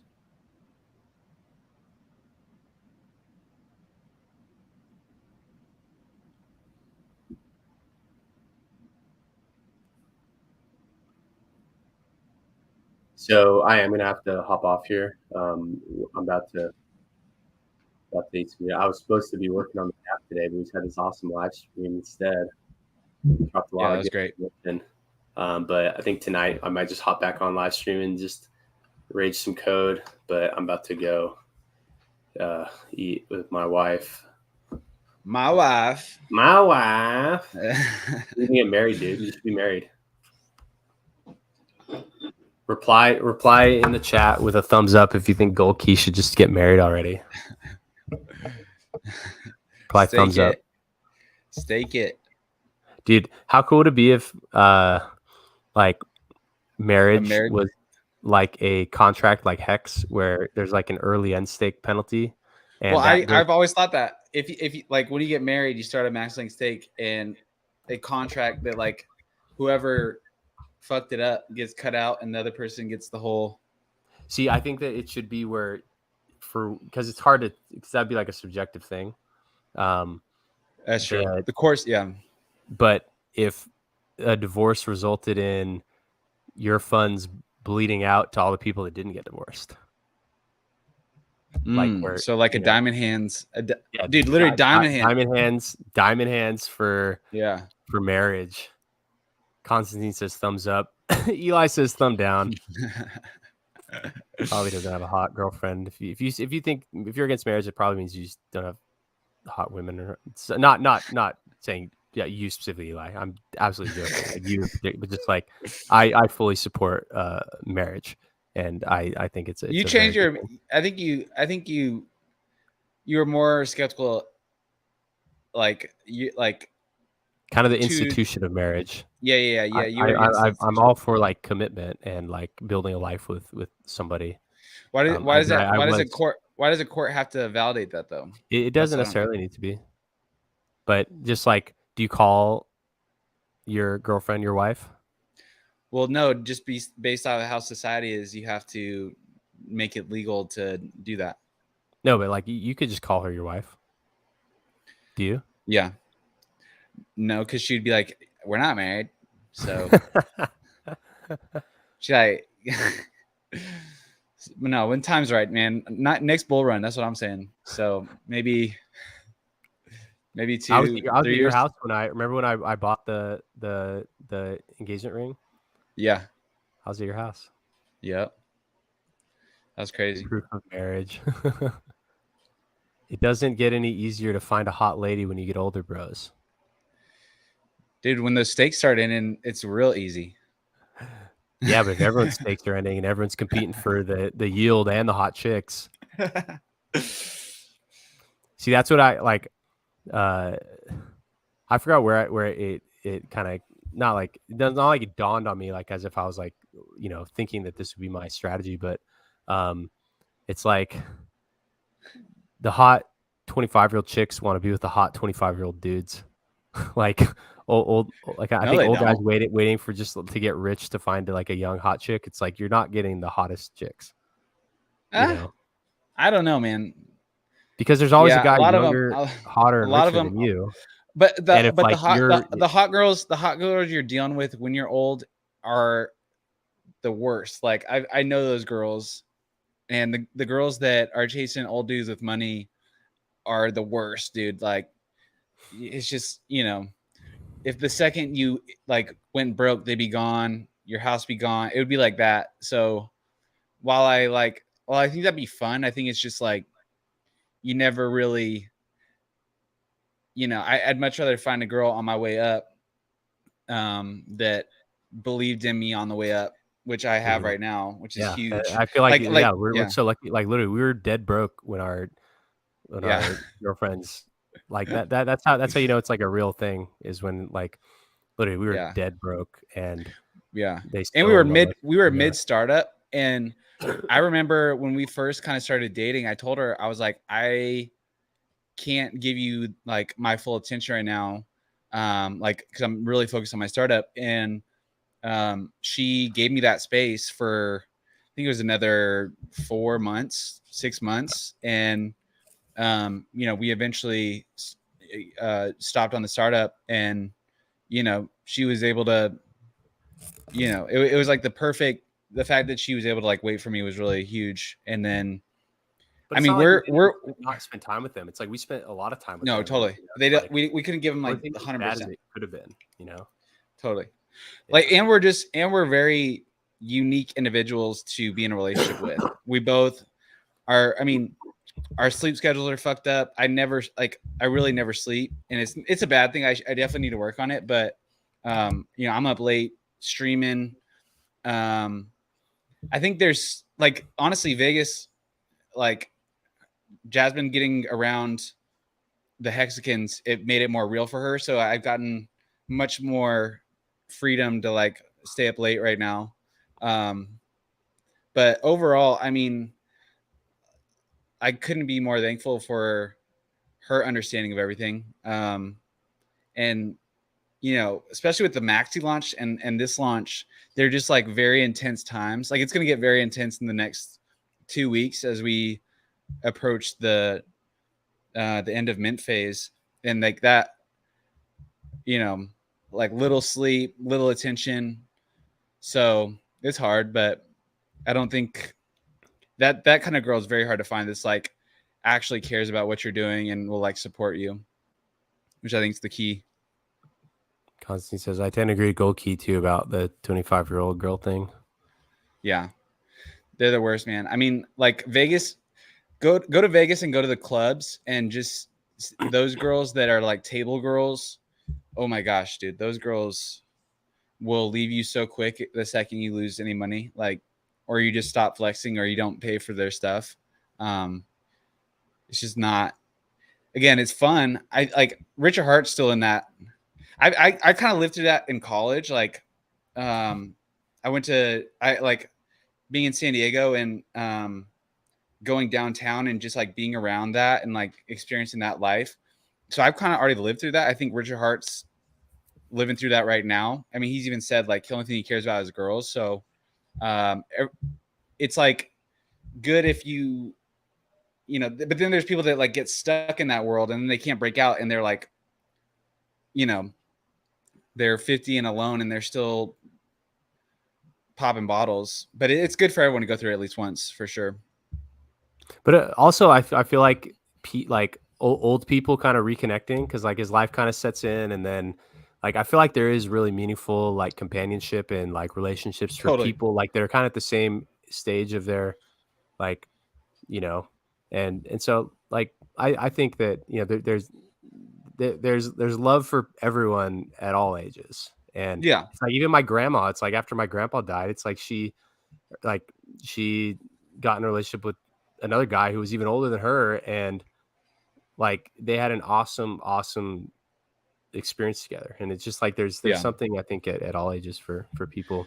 Dude, just like my parents, I mean, like they're empty nesters now. Like me and my sisters are all at the house, and the second that happened, I think there was definitely an adjustment period in their life where they didn't know what to necessarily do because we were just their whole life. But they just made the decision that they were just gonna like live it up and travel, and they got an RV, and they've just been touring. Like, they go to more concerts and do more stuff than anyone I know.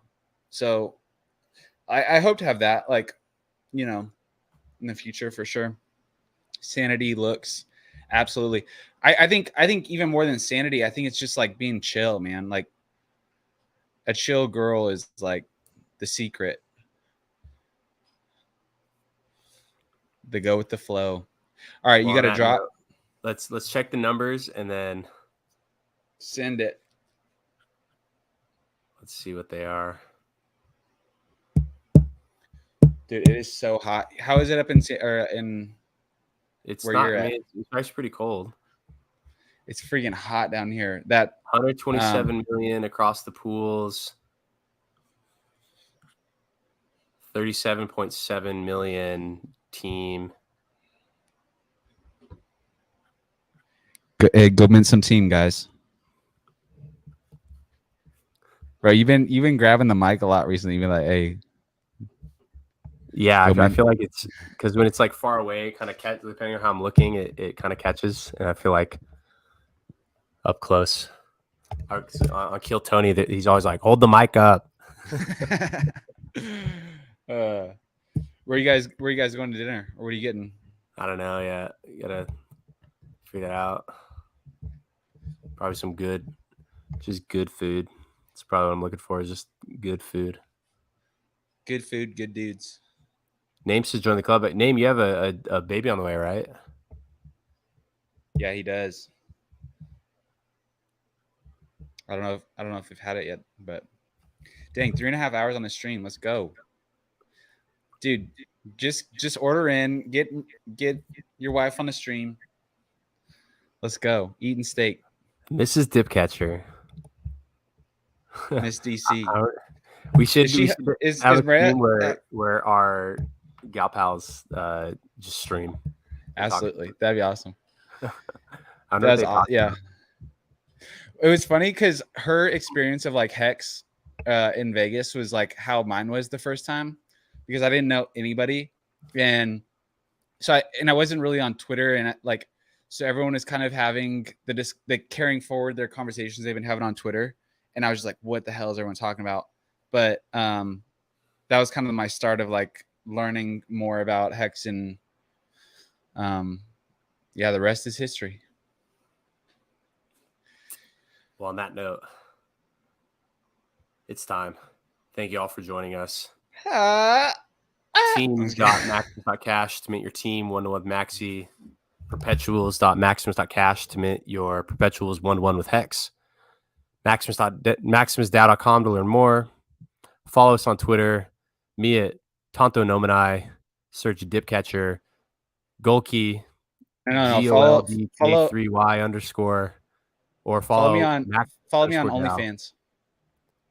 OnlyFans.com/goldcheese.